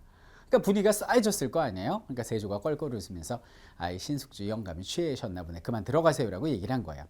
이제 들어가는 길에 한명회가 큰일 났다 싶어가지고 신숙주를 부릅니다. 그 신숙주대가 오늘 그냥 글 공부하지 말고 편히 주무세요라고 얘기를 해요. 왜냐하면 신숙주는 항상 자다가 중간에 일어나서 이렇게 책을 읽는 버릇이 있거든요. 근데 신숙주가 이제 흘려듣고 갑니다. 그래서 안 되겠다 싶어서 한명회가 신숙주 집에 노비를 불러다가 그 촛대를 치우라고 이렇게 얘기를 해요. 근데 한명회가 너무나 그 지략이 뛰어난 사람인 게, 세조가 분해서 잠을 못 자는 거죠. 신숙주 이 자식이 정말 취해서 실수한 건지, 아니면 평상시에 나한테 앙금을 품고 내 팔을 한번 꺾으려고 그런 건지 알아봐야겠다. 그래서 사람을 시켜서 신숙주가 잠을 곤히 자는지 아니면 중간에서 책을 보는지 알아보라고 그러고 보낸 거예요. 그래갖고 사람이 가서 지키고 있는데 신숙주가 또 중간에 깼어요. 깨가지고 책을 봐야 되는데 습관처럼 보니까 촛대가 그날따라 없는 거죠. 왜? 노비가 치웠으니까. 한명의 말을 듣고 촛대가 없네. 아이, 술도 취했는데 자자 하면서 자버린 거예요. 그게 신숙주의 목숨을 구한 겁니다. 그래갖고 이제 사람이 돌아와서 세조께 고하기를, 신숙주가 중간에 깨서 책을 읽지 않고 고이 잠들었습니다 라고 말씀드리니, 숙주가 많이 취해서 실수한 거구나, 그리고 그냥 잊었다라는 말이 있거든요. 그러니까 장난처럼 했던 여기는 팔씨름에 하마터면 신숙주의 목이 날아갈 뻔했습니다. 자, 제가 팔씨름 얘기를 했는데요. 당시 왕실뿐만 아니라 우리 민초들 사이에서는 여러 가지 놀이나 게임들이 많이 유행을 했습니다. 여러분들은 오늘날 어떤 게임과 놀이로 친구 혹은 가족들과 소통하십니까? 과거에 있었던 게임 놀이를 몇 가지만 소개할게요. 일반적으로 다 하는 놀이들이야 오늘날에도 하는 씨름도 있을 테고, 아니면 폴로 경기라고 그러죠. 격구도 있을 테고, 아니면은 그 부통에다가 이렇게 활을 집어넣는 그런 투호, 이런 것들은 오늘날도 참 많이 하는데, 장기바둑도 마찬가지고, 오늘 제가 소개할 거는 바로 승경도가 되겠습니다. 혹시 영상 보시는 어르신들 분 중에 뱀주사위 놀이라고 혹시 기억나십니까? 이 뱀주사위 놀이가 바로 승경도를 모방해서 만든 놀이가 되는데요. 아마 조선시대판 보드게임 정도로 생각하시면 될 것 같아요. 이 승경도를 최초로 제작한 사람이 바로 태종의 책사였던 하륜대감인 것으로 전해져 내려오는데, 하륜이 뭐의 모티브를 얻어서 승경도를 만들었느냐? 바로 불가에서 행해지던 성불도를 바탕으로 만들었다. 성불도라는 건 뭐냐면 제일 아래쪽에 지옥이 있습니다. 그리고 제일 위쪽에 바로 극락왕생이 있어요. 그래서 나무, 아미, 타불 이 6자를 던져가지고 그거에 따라서 말이 점점 올라가서 죄를 지으면 다시 떨어지고 다시 거기서 뭐 스님의 불경을 얻으면 다시 올라가고 이런 방식으로 해서 극락왕생하는 이것이 성불도인데 여기는 승경도가 아마 성불도를 보고 만들어지지 않았을까라고 추정을 하는 거죠. 이 승경도는 주사위를 이용하기도 하고 6면에 목각 나무를 던져서 가기도 하는데 조선시대 관직 체계를 그대로 담고 있습니다. 그래서 관직에 따라서 쭉쭉쭉쭉 올라가는데 중간에 유배되기도 합니다. 유배되면은 다시 유배지로 떨어져 내려오고요. 다음번 말에 따라 다시 승진이 가능한데 사약형이 있습니다. 그래서 사약에 걸리면 아예 말이 빠지게 되고요.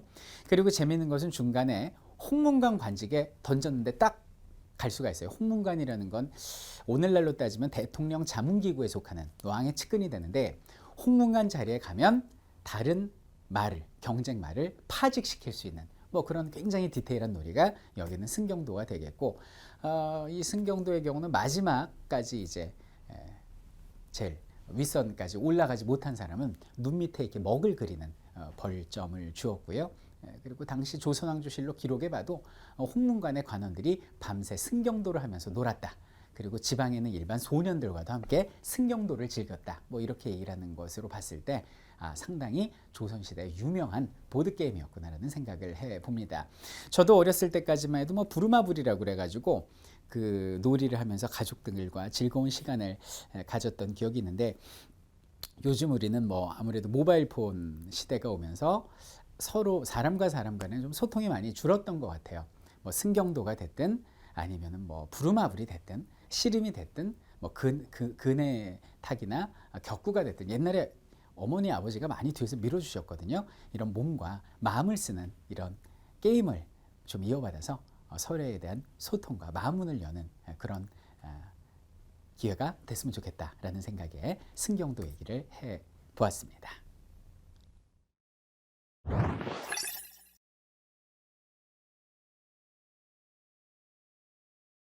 자, 조선시대 유교 국가의 모든 제도와 문물을 완성한 일울성자의 성종.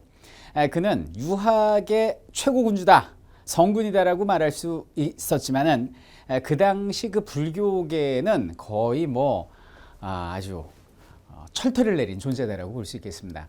자, 그 성종의 여러 가지 업적 중에 그 도첩이라는 건 뭐냐면 고려 시대부터 있었던 승려 자격증을 도첩이라고 합니다. 종교인 인증서가 도첩이에요. 근데 고려 시대는 이 도첩이 거의 남발을 했죠. 그래서 뭐 절이 워낙 많았으니까 먹고 살 길 막막하거나 할 일 없는 건달들이 머리 밀고 승려복을 입고 그냥 뭐 절에 들어가서 중행세를 했던 거죠. 이러다 보니까 뭐 이상한 사람들이 뭐 이렇게 스님들 행세를 하면서 백성들을 괴롭히고 했었는데 이 조선 시대에 들어오면서 태조 이성계 때 도첩제를 실시했다라고 얘기를 합니다. 그러니까 도첩, 승려 자격증 발급 기준을 이렇게 높였다 이렇게 보시면 되겠습니다. 근데 그것을 성종이 아예 없애버립니다. 도첩제 폐지죠. 그 얘기는 뭡니까? 그렇죠. 아예 승려 자격증은 발급하지 않겠다라는 겁니다. 승려를 일반 종교인으로 인정하지 않겠다라는 거거든요. 자, 그러면 우리 민초들과 뛸래야 뛸 수 없는 그런 어떤 불교 문화에 대해서 우리가 간단히 오늘 좀 살펴보는 시간을 볼게요. 뭐 이런 거예요. 우리가 그 외국에 뭐 유럽에 여행을 갔다가 뭐 보고 와요? 성당보다 오죠. 근데 외국인들이 우리나라 오면 뭐 보다 갑니까? 절 보다 가죠. 그것이 바로 우리의 삶과 뛸래야 뛸 수 없는 불교였던 것입니다. 자, 불교의 역사를 좀 볼게요. 자, 불교라는 건 고타마 시타르타 샤카모니, 즉 고타마가 정이고요, 시타르타가 이름이고요, 샤카족의 우두머리라는 분이 그 보리수 나무 아래에서 깨달음을 얻으시죠. 인생은 온통 고통이구나. 그 고통의 이유는 욕심을 가지기 때문이구나. 욕심을 비우고 마음을 비우면 우리의 고통은 사라진다. 이 진리를 깨닫고 이거를 여러 중생들에게 설파를 하지 않습니까? 그것이 종교가 된 것이 바로 불교가 되겠습니다. 자, 여기는 불교는 인도가 본고장인데 이것이 중국을 거쳐서 우리나라에 처음 들어온 건 바로 삼국시대였어요. 자, 그럼 삼국시대에 이 불교를 누가 수용을 했냐면 우리 민초들이 수용을 한 게 아니라 고구려, 백제, 신라 할 거 없이 왕실에서 적극적으로 수용을 했다는 겁니다. 자, 그러면 왜 왕실에서 서둘러 중국으로부터 불교를 수용했을까? 그것은 바로 불교만이 가지고 있는 독특한 업설 때문입니다. 일종의 윤회설 때문이 되는데요. 자, 이건 무슨 얘기냐? 여러분들 기독교하고 불교하고 다른 점이 뭐죠? 기독교라는 거는 일직선적인 세계관을 가지고 있죠. 그래서 천지창조가 있고 휴거가 있고 결국 쭉 가다 세상은 망하고 새로운 세상 뭐 이런 식이잖아요. 근데 불교는 그게 아니라 끊임없이 돌고 도는 이제 윤회설이라는 게 있습니다. 자, 일반 평민 민초가 있습니다. 이 민초가 억겁의 세월 동안 보시를 하면 베풀게 되면 그 다음 세상에 멋진 귀족으로 태어나게 되고요. 여기는 귀족이 계속 좋은 일을 하면 억겁의 세월 동안 보시를 하면 다음 세상에서는 왕으로 태어난다는 겁니다. 그럼 결국 왕은 뭐예요? 지난 수많은 억겁의 세월 동안 너무너무 좋은 일을 많이 했던 사람이죠. 그럼 당연히 왕을 모시고 존경해야 될 어떤 정당성이 확보되는 거 아닙니까? 한마디로 왕권 강화의 정당성 확보를 위해서 삼국시대에 불교가 처음 수용이 된 거예요. 근데 중요한 건 왕실에서 수용을 하다 보니까 일반 민초들은 불교를 몰랐습니다. 석가도 몰랐습니다. 그러면 우리 민초들에게 불교를 최초로 알려준 사람이 혹시 누군지 아십니까? 그렇죠. 신라가 삼국을 통일한 직후 이 통일신라 시대에 바로 원효라는 스님이 원효, 본명 설서당이죠. 이분이 최초로 불교의 대중화를 이루게 됩니다. 여러분들 나무아미탑을 그렇죠. 관세음보살은 누구나 잘 알죠. 저도 불자는 아니지만 그 정도는 알고 있거든요. 이걸 최초로 일반 백성들한테 알려준 분이 원효 스님이세요. 나무라는 것은 가자란 뜻입니다. 가자. 아미타불에게로. 아미타불이라는 사람은 내세 다음 세상을 주관하는 부처가 되거든요. 그러니까 원효는 나무아미타불이라는 이 6글자만 우리가 뭐 주문처럼 외우고 다니면 누구나 극락왕생하고 할 수 있어. 그리고 너희 백성들이 지금 현세에서는 고달프고 힘든 삶을 살고 있지만 나무아미타불만 끊임없이 우리가 주문처럼 외우고 부처님의 뜻에 따라 살면 다음 세상에서는 아미타불의 도움을 받아서 귀족으로도 태어날 수도 있고 우리도 왕이 될 수 있어라는 가르침을 주고 희망을 줬던 이분이 바로 원효 스님이 되시겠습니다. 자, 그러다가 통일신라 이후에 이제 고려시대가 되지 않습니까? 이 고려시대는 사실상 완벽한 불교 국가였다 이렇게 보시면 되겠습니다. 그 이유는 여러 가지가 있는데 여기는 고려를 건국한 왕건이 아주 독실한 불자였습니다. 그리고 왕건의 스승이었던 분이 도선 스님이었기 때문에 원래 역대 왕들의 스승은 다 스님이었던 것 같아요. 왕건의 스승 도선, 이성계의 스승 무학대사.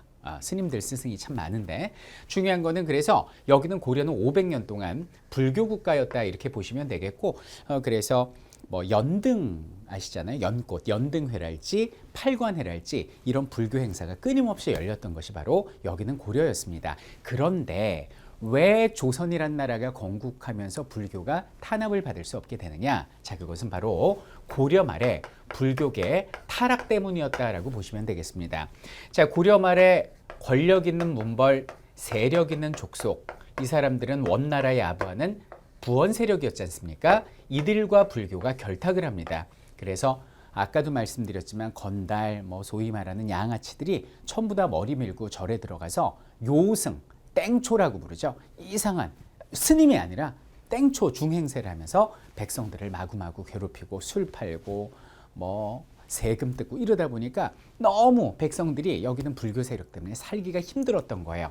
그래서 여기는 고려 말에 이 불교계의 폐단을 비판하는 이가 등장을 합니다. 이 사람이 대표적인 신진 4대부 유학자 정도전이었는데 정도전은 보통 우리가 어떤 종교인들이 잘못하는 모습을 보면 종교인들을 욕하죠. 저 목사 왜 저래? 저 스님 왜 저래? 저 도사님 왜 저래? 뭐 저 신부님 왜 저래? 이럴 수는 있지만 예수나 뭐 여호와 하나님이나 부처나 그 신을 욕하지는 않잖아요. 근데 정도전은 아예 한 걸음 나가서 부처 자체를 욕을 합니다.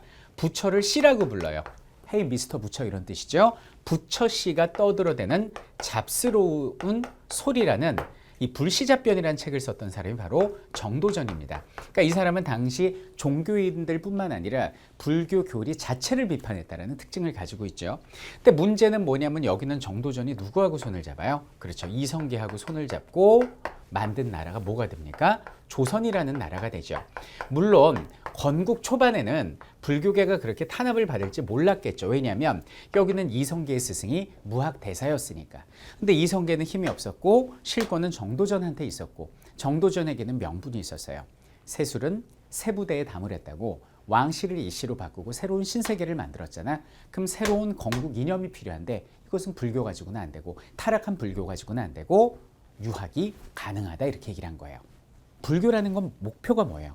극락 왕생을 목표로 하지 않습니까? 그래서 현실 치국, 나라를 다스리는 거하고는 좀 차이가 있습니다. 그러니까 고려시대 때부터 스님들이 뭐 왕사, 국사, 오늘날로 따지면 교황 추기경이죠. 이런 역할을 하면서 왕의 정치적 조언자 역할을 많이 했어요. 하지만 실제 불교의 교리와 정치하고 좀 거리가 있습니다. 하지만 여기는 유학은 달라요. 유학의 경우는 수신, 제가, 치국 평천하, 나를 먼저 닦고 집을 다스리는 사람이 국가도 다스리고 세계도 다스릴 수 있다랄지, 백성으로 근본을 하는 민본주의 사상이랄지, 백성을 사랑하는 애민 사상이랄지, 백성의 여론을 수렴하는 여론 정치를 이야기하는 왕도 정치랄지, 현실에서 정치하는데 필요한 이론들이 너무나 많은 것이 여기는 유학이거든요. 정도전은 그것을 명분 삼은 것이죠. 그래서 끊임없이 조선왕조 500년 동안은 불교가 탄압을 받게 되는 것입니다. 그래서 태조 이성계도 조금 전에 말씀드렸다시피 도첩제를 실시했다. 그러니까 승려 자격증 제도를 강화했다 이런 얘기고요. 그리고 그 태조 이성계의 다섯 번째 아들이었던 태종 이방원 있지 않습니까? 이방원은 아예 철퇴를 내리는데요. 그냥 사원전을 몰수해요. 그 절에 있는 재산을 다 몰수를 해버립니다. 그때부터 스님들이 먹고 살 길이 막막해서 길거리에 내려와서 시주하시게 된 거죠. 그죠? 그리고 나서 이제 세종 때 와서는 불교가 좀 발전을 하게 됩니다. 그 이유가 뭐냐면 이 불교를 좋아했던 왕들이 몇 명 있었어요. 세종이 있었고, 그리고 세종의 아들이었던 세조가 있었고, 이런 분들이 있었는데 그 이유는 뭐냐? 이 유학에 치명적인 한계점이 있습니다. 그 한계점이 뭐냐면 사후 세계에 대한 해답이 없다라는 거예요. 자, 유학은 본래 그 공자가 말한 학문이었잖아요. 유학이 뭡니까? 공자가 살았던 세상은 상당히 혼란했던 세상이고, 어떻게 하면 세상을 좀 사람들이 살기 좋은 편안한 세상으로 만들까라는 고민에서 출발한 게 유학이 됩니다. 그래서 공자가 생각한 건 뭐냐면 인간이 태어날 때 누구나 착하게 태어나는데, 성선설인데 세상 풍파에 휩쓸리면서 사람의 본성이 악해진다. 그래서 내 스스로 인과 예를 다해서 착해지면, 그리고 저 사람도 착해지면, 저 사람도 착해지면 모든 세상이 좋아질 거야. 개인 수양적 성격이 강한, 개인 윤리적 성격이 강한 것이 유학이거든요. 근데 이것이 종교화됐어요. 그래서 조선시대 때는 유학이 학문이 아니라 사실상의 종교였습니다. 그런데 무슨 종교가 사후세계에 대한 대답이 없어요. 공자가 살아계실 때 한 사람이 공자한테 물어봤습니다. 공자님, 귀신에 대해서 어떻게 생각하십니까? 공자가 뭐라고 대답했는지 아십니까? 내가 살아있는 사람의 마음도 모르는데 어찌 귀신을 논할 수 있겠느냐? 그러면서 그냥 외면을 해버려요. 이게 유학이에요. 그러니까 조선시대 선비들은 내가 살다가 죽은 다음에 그 다음에 어떻게 될지 아예 생각 자체를 안 했어요. 사후세계에 대한 개념이 없었다니까요.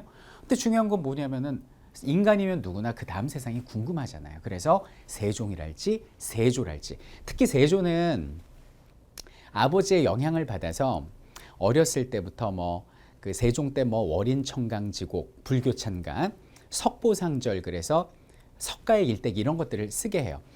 특히 세종대왕이 아들 수양대군을 시켜서 쓴 것이 석보상절이 되는데, 수양대군은 거기에 영향을 받은 것도 있고, 또 자기가 조카를 몰아내고 왕이 되면서 많은 사람을 죽이잖아요. 사육신도 죽이고, 그리고 집현전 학자들 다 죽이고, 이러다 보니까 내가 죽은 다음에 지옥에 가지 않을까라는 두려움 때문에 세조는 굉장히 불교를 발전을 시키게 되죠. 그래서 간경도감이라는 그 불교 경전 기관을 만들어서 월인석보라는 이름의 경전도 만들게 되고, 그리고 지금 여러분들 서울시 종로구에 가면 파고다 공원, 탑골공원 있죠. 거기가 바로 원각사라는 터인데 그 원각사를 세조가 만든 거예요. 거기서 우리나라 최초의 시민단체인 독립협회가 만민공동회를 열었고, 또 거기서 기미독립선언서, 3.1운동도 벌어진 그곳이 바로 원각사 터가 되고 지금은 원각사지 10층 석탑이 이렇게 서 있는 것입니다. 자, 그래서 조선시대는 기본적으로 불교를 탄압한 건 맞죠. 사대문 안에 절을 다 몰아내고 절이 산속에 숨게 된 것이 바로 조선시대가 되니까. 그러나 잊지 말아야 될 것은 중간중간 불교를 사랑했던 왕들도 있었다. 그 대표적인 인물이 세종이었고 또 대표적인 인물이 세조였다 이렇게 보시면 되겠습니다. 그래서 불교는 여기는 조선시대가 되면서 산속에 은둔해서 그냥 어떤 민중들과 함께하는 그런 신앙으로 토착신앙 비슷하게 이렇게 숨어서 지내왔어요. 그러다가 불교계에 자신들의 존재감을 알릴 수 있는 기회가 찾아옵니다. 그 기회는 엉뚱하게도 전쟁이었어요. 그것이 조선 건국한 지 200년 만에 벌어진 임진년에 벌어진 외인들의 난동사건 임진왜란이었던 것이죠. 탄압받던 승려들은 임진왜란 때 종교인을 넘어선 그들은 조선의 백성이었습니다. 그래서 승병이란 이름으로 나서서 외적과 맞서 싸우게 되는데요. 대표적인 인물이 바로 그렇죠. 서산대사와 그의 제자였던 사명대사, 휴정, 유정 이런 분들이 대표적입니다. 그래서 여러분들 명량이라는 영화 혹시 보셨습니까? 이순신 장군의 배에 함께 타서 스님들이 같이 그 왜군들과 맞서 싸우지 않습니까? 이런 것들이 많이 인정을 받게 됩니다. 그래서 조선시대 후기 쪽에는 양반들과 그리고 양반이 된 부자 농민 출신들이 여기는 불교계에 엄청난 기부, 도네이션을 하게 되거든요. 그래서 많은 사원 건축물들이 다시 만들어지게 된 것이 조선시대 후기적이 됩니다. 그 대표적인 건축물 중에 자 지금 보시는 그렇죠. 법주사 팔상전이 대표적인데요. 이거는 17세기의 대표적인 건축물이고 불교계의 성장을 나타내는 증거가 됩니다. 근데 이것이 상당히 의미 있는 것이 뭐냐면 이게 건축물, 집 같지만 사실은 이게 탑입니다. 현존하는 가장 오래된 목탑이기 때문에 이것이 역사적으로 가치가 높은 거예요. 아니 건물 아닙니까? 탑이에요. 아니 이렇게 뻥 하고 뚫려 있습니다. 그러니까 겉모양의 건축물이지 이게 실제 탑이고요. 이것을 건축물로 오해한 사람이 누구냐면 6, 70년대를 풍미했던 홍콩의 액션 스타 이소룡 있지 않습니까? 이소룡이 이 탑을 보고 영감을 얻죠. 정말 멋진 건축물이군. 이런 생각을 해봤어요. 이소룡은 층층이 무술의 각기 다른 무술의 고수들이 그 층을 지키고 있고 맨 꼭대기에는 2m가 넘는 거인, 장신, 압둘자바라는 농구 선수가 그 역할을 했는데 거인이 지키고 있다. 그래서 자기가 층층이 무술의 고수들을 깨고 올라가고 올라가서 마지막엔 거인과 싸우는 이런 구상을 했는데 거기에 영감을 준 것이 여기는 법주사 팔상전이 됩니다. 자, 어쨌든 조선시대 후기 쪽에 불교계가 성장을 하게 되고 왕들도 불교에 심취하는 왕들이 등장을 했으니 그 대표적인 인물이 바로 영조는 아니고요. 영조의 손자였던 정조가 이분이 굉장히 불교를 좀 좋아했다라는 겁니다. 그 이유는 뭐냐면 어렸을 때 나이 11살의 아버지 사도가 뒤주에 들어가는 모습을 봤는데 그 아버지가 어디 가 계신지 알 수가 없는 거죠. 천국에 가셨을까? 지옥에 가셨을까? 또 다른 세상에 가셨을까? 그런데 유학군 주지만 유학은 답을 주지 않잖아요. 그래서 여기는 정조도 어느 정도는 불교에 관심을 기울이고 사원 건축에도 어떤 지원을 하신 적이 있다. 이렇게 봐주시면 되겠습니다. 자, 그런데 불교는 여기서 그치지 않습니다. 우리 민초들과 함께 때로는 현세구복으로 때로는 극락왕생으로 끊임없이 위로하고 희망을 주었고요. 그리고 전쟁 때 맞서 싸웠던 이 정신을 가지고 다시 한번 그들이 일어서게 되니 한말 우리가 일본에게 국권을 피탈당하는 그 무렵에 또 우리 스님들이 등장을 하시죠. 그래서 대표적인 저항시인 그러면 여러분들 누가 떠오르십니까? 만해 한용운 선생님 떠오르시죠? 그래서 만해 선생님을 비롯한 많은 스님들이 조선 불교 유신회라는 걸 만들어서 새로운 불교계의 어떤 개혁을 주장을 하셨고요. 그리고 일제강점기에 3.1운동 있지 않습니까? 그 3.1운동의 민족 대표가 33명이라고 하는데 그 33명 중에 가장 많은 숫자는 물론 이제 그 천도교하고 기독교였어요. 거의 대부분을 차지하지만 그래도 불교 대표도 2명 이상이 있었다. 그래서 그 불교 대표도 3.1운동에 참여해서 민중들에게 어떤 만세 운동을 함께 하자고 독려했다. 이런 걸로 봤을 때는 정말 불교는 우리에게 뛸래야 뛸 수 없는 대표적인 우리 민초와 함께했던 삶이었다. 이렇게 말씀드릴 수 있겠습니다. 그래서 지금도 이제 훌륭하신 스님들과 그리고 많은 불자님들이 계신데요. 우리나라 역사에서 불교가 국난도 극복하는 데 중심이 되고 또 많은 백성들의 마음의 영혼의 위안이 되었듯이 앞으로도 대한민국 발전에 많은 노력을 함께 해주셨으면 하는 그런 바람입니다.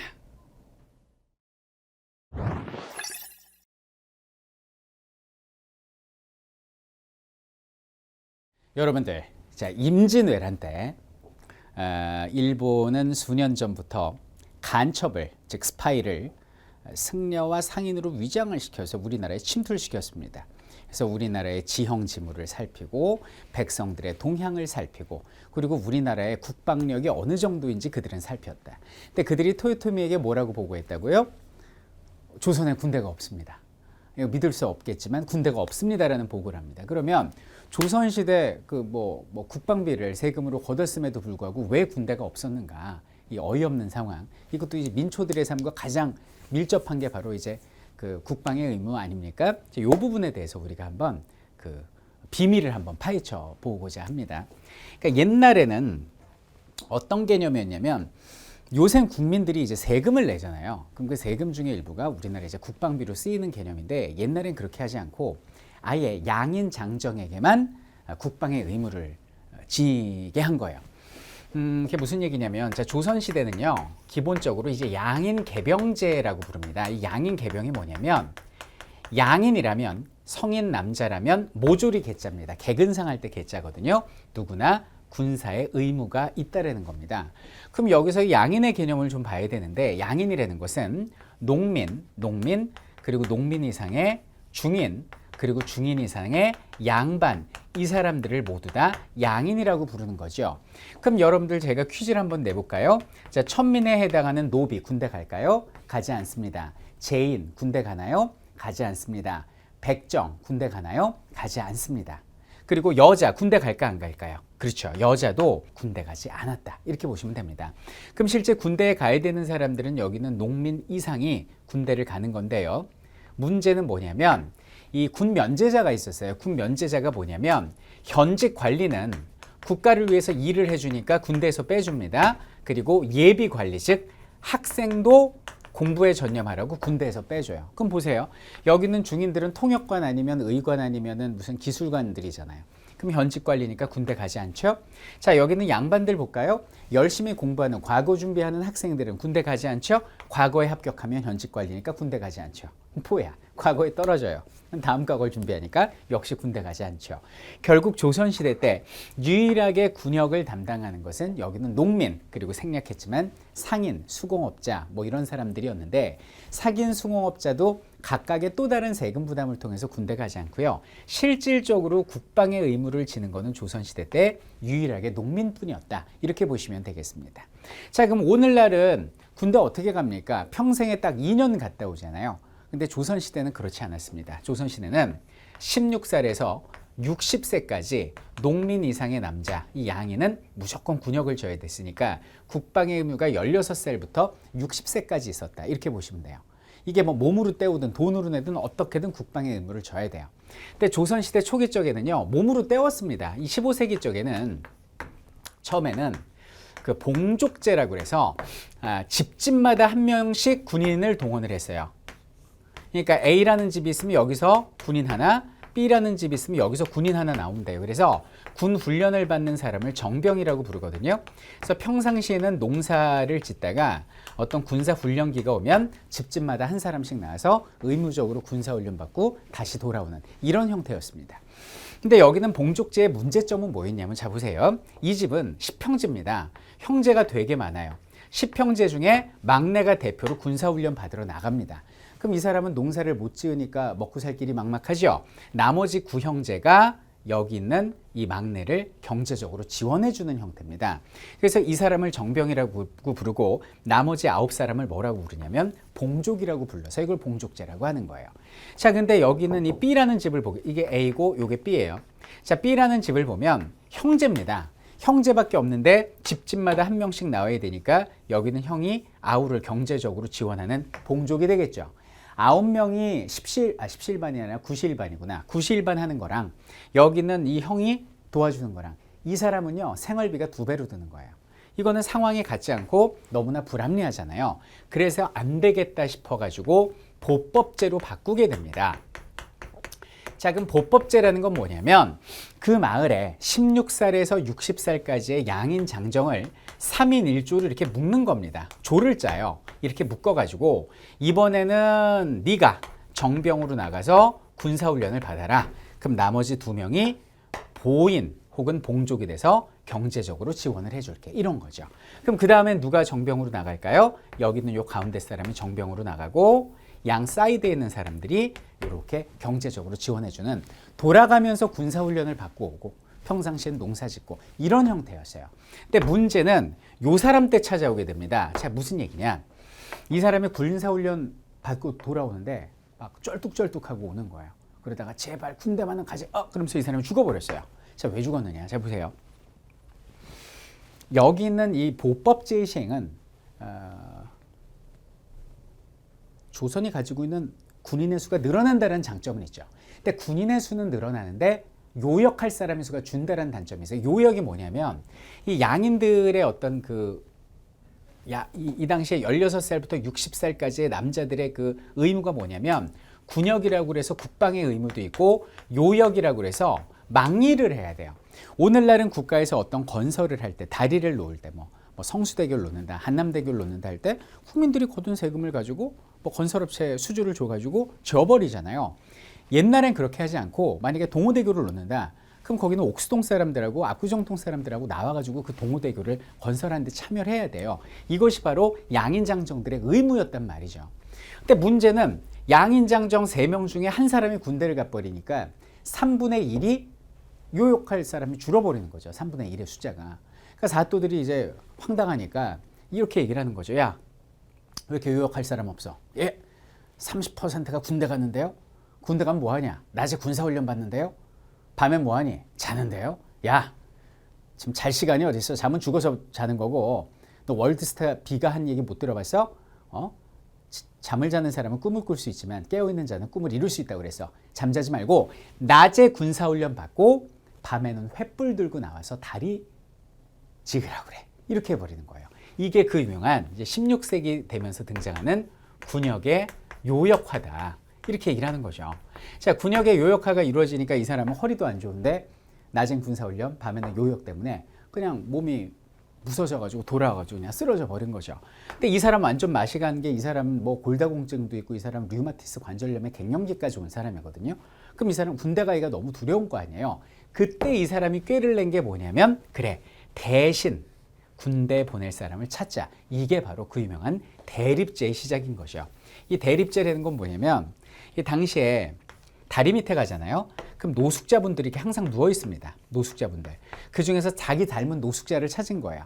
그래갖고 당신 일로 와봐. 나 이 사람이 나한테 군포라고, 당시 이제 뭐 화폐처럼 쓰이는 천이죠. 군포를 주는데 그거 널 줄 테니까 너 나 대신 군대 가. 그리고 여기서 팁 하나, 군대 가면 밥 준다, 이렇게 얘기를 해요. 그러니까 그냥 거지가 다리 밑에서 벌떡 일어나는 거죠.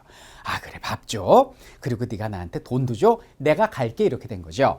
그래서 여기는 거지를 군대에 대신 보냅니다. 이걸 뭐라고 부르냐면 대립제의 성행이다, 이렇게 부르는 거예요. 대신 군대에 보낸다는 뜻이죠. 완벽한 병역 비리가 됩니다.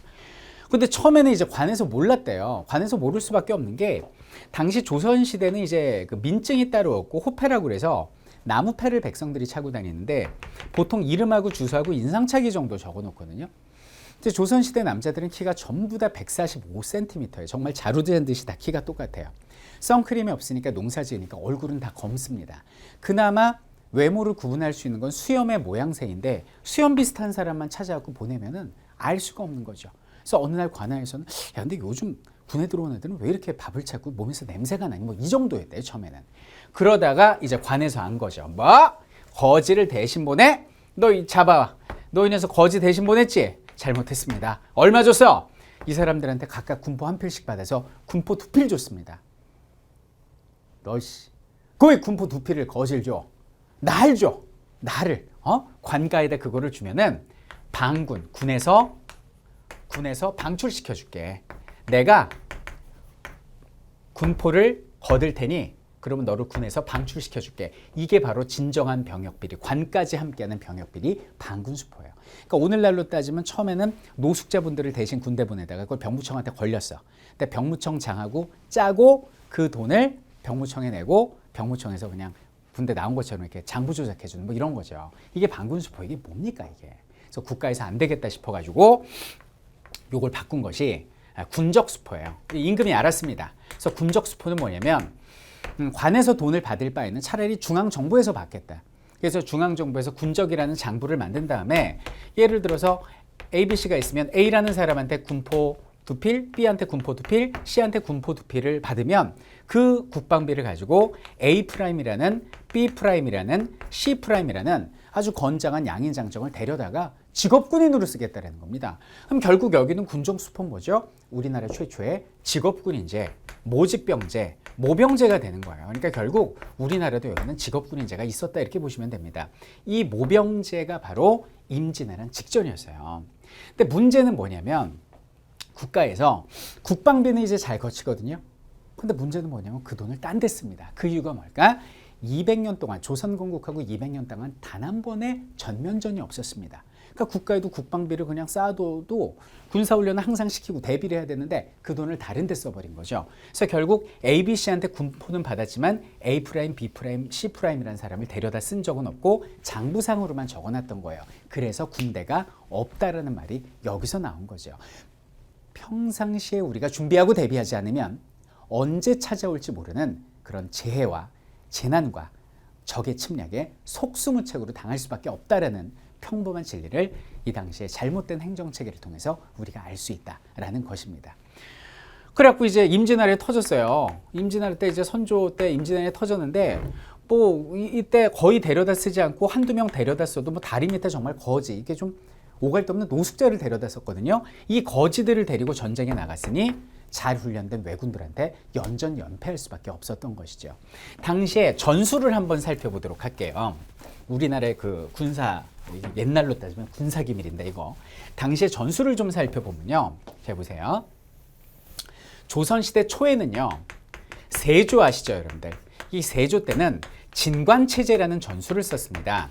진관체제는 뭐냐면 지역 단위 방어 체제가 되는데 부산으로 왜군들이 쳐들어오잖아요.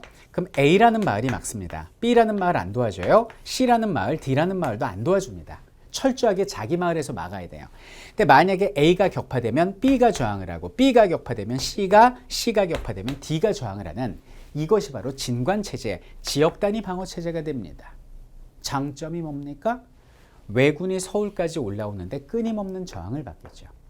그죠?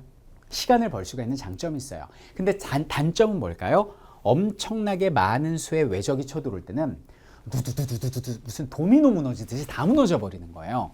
그게 바로 을묘년에 벌어졌던 왜인들이 난을 벌였던 을묘외변입니다. 이건 전쟁은 아니고요. 사실상 난이라고 보면 돼요.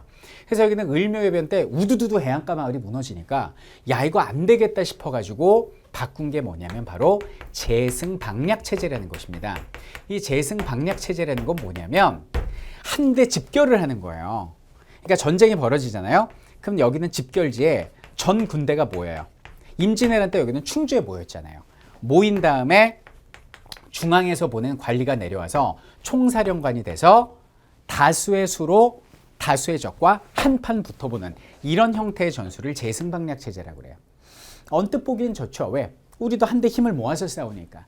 근데 문제는 뭐냐면 수가 많다는 거는 그만큼 우왕좌왕할 수 있다는 거죠. 평상시에 대규모 군사훈련을 끊임없이 해야 된다는 전제가 붙는 거예요.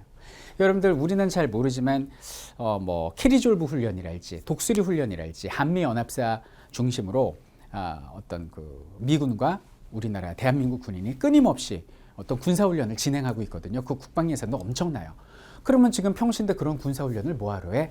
임진왜란 때 이런 좋지 않은 일을 당하지 않기 위해서 우리가 연습에 연습을 거듭하는 거죠. 연습은 실전처럼 실전은 연습처럼이라는 말이 있지 않습니까? 근데 조선시대는 조금 전에도 말씀드렸다시피 뭐 200년 동안 전면전이 전혀 없다 보니까 한 번도 제대로 된 대규모 군사훈련이 없었고 그냥 체제만 전술만 재승방략 체제로 바뀌어 있었던 상황이에요. 그러다 터진 게 뭐가 됩니까? 바로 임진년에 왜인들이 난을 벌인 겁니다. 자, 이들이 부산 동래성을 함락하고 부산성을 함락했다고 합니다. 이 당시에서도요, 이 부산성의 성주가 정말 잘 맞서 싸웠어요. 뭐라고 그랬는지 아세요? 왜군이 그랬대요. 야, 문장 열어. 문장 열고 항복하면 목숨을 살려주마 이렇게 얘기를 합니다. 부산성에 있는 관리와 그리고 부산의 주민들은 이렇게 얘기를 했답니다. 내가 싸우다 죽는 거는 매우 쉬운 일인데 성문을 열어주는 게 왜 이렇게 어렵지? 이렇게 얘기를 했답니다. 그래가지고 거기서 치열한 전투를 벌이고 전원이 모두 백성들까지 일본인들에게 도륙당하고 전사를 하게 되죠. 자, 이 소식을 듣고 여기는 충주에서 제승방략 체제에 의해서 전군이 모이게 됩니다. 근데 대규모의 군사훈련을 벌이지 않다 보니까 군대가 모이는데 우왕좌왕하고 길도 찾지 못하고 왜군이 쳐들어오는데 중앙에서 사령관이 와야 되는데 사령관이 더 늦게 도착하는 거예요. 이래갖고 여기서 전군이 전멸을 해버려요. 전멸을 해가지고 왜군이 4월 13일 날 여기는 부산으로 상륙을 했는데 여기서 우리가 그들에게 패배하고 서울까지 왜군이 쳐들어오는데 단 한 차례의 저항도 받지 않습니다. 그래서 5월 2일 날 탈환을 하잖아요. 이건 세계 전쟁사의 미스테리예요. 당시 경부고속도로가 있었던 것도 아니고 산 넘고 물 건너 가야 되는데 4월 13일부터 5월 2일까지 와, 이건 거의 뭐 반쯤 뜀걸음으로 달려왔다는 얘기죠. 그죠? 여기서 우리가 느낄 수 있는 교훈은 뭐죠? 우리가 인생을 살면서 뭐 크고 작은 시련들이 있지 않습니까? 학생들은 학교에 시험일 테고 우리는 예상치 못한 여러 가지 크고 작은 일들이 있을 거예요. 그런데 그때 너무 괴로워할 것이 없구나. 이런 크고 작은 시련은 더 큰 시련을 막아내기 위한 어떤 나를 달구는, 나를 강하게 만드는 연습이구나. 이렇게 생각할 필요가 있고요. 그리고 시련이 없고 인생이 평탄하다면 결국 성공도 없는 거지 않습니까, 여러분들? 성공이라는 게 뭐예요? 어려운 시련을 극복하고 남들이 생각할 때 불가능이라고 생각하는 걸 딛고 일어섰을 때 그것을 성공이라고 부르는 거지 않습니까? 결국 이런 더 큰 시련을 막아내기 위해서 우리는 크고 작은 시련을 겪을 때 그래, 이거는 군사적 연습이야 라고 생각하고 용기 있게 해결해 나가야 되지 않을까라는 교훈을 이 당시 상황을 통해서 배워보는 그런 소중한 시간이었습니다.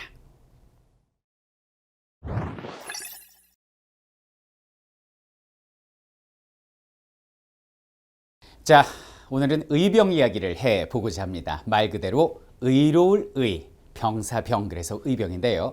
의병이라 하면 국난이, 즉 외침이 있을 때 평상시에 뭐 자신의 일을 담당하던 백성, 민초들이 나라를 지키기 위해서 곡괭이를 들고 낫을 들고 몽둥이를 들고 나가 싸웠습니다. 이들을 의병이라고 부르고요.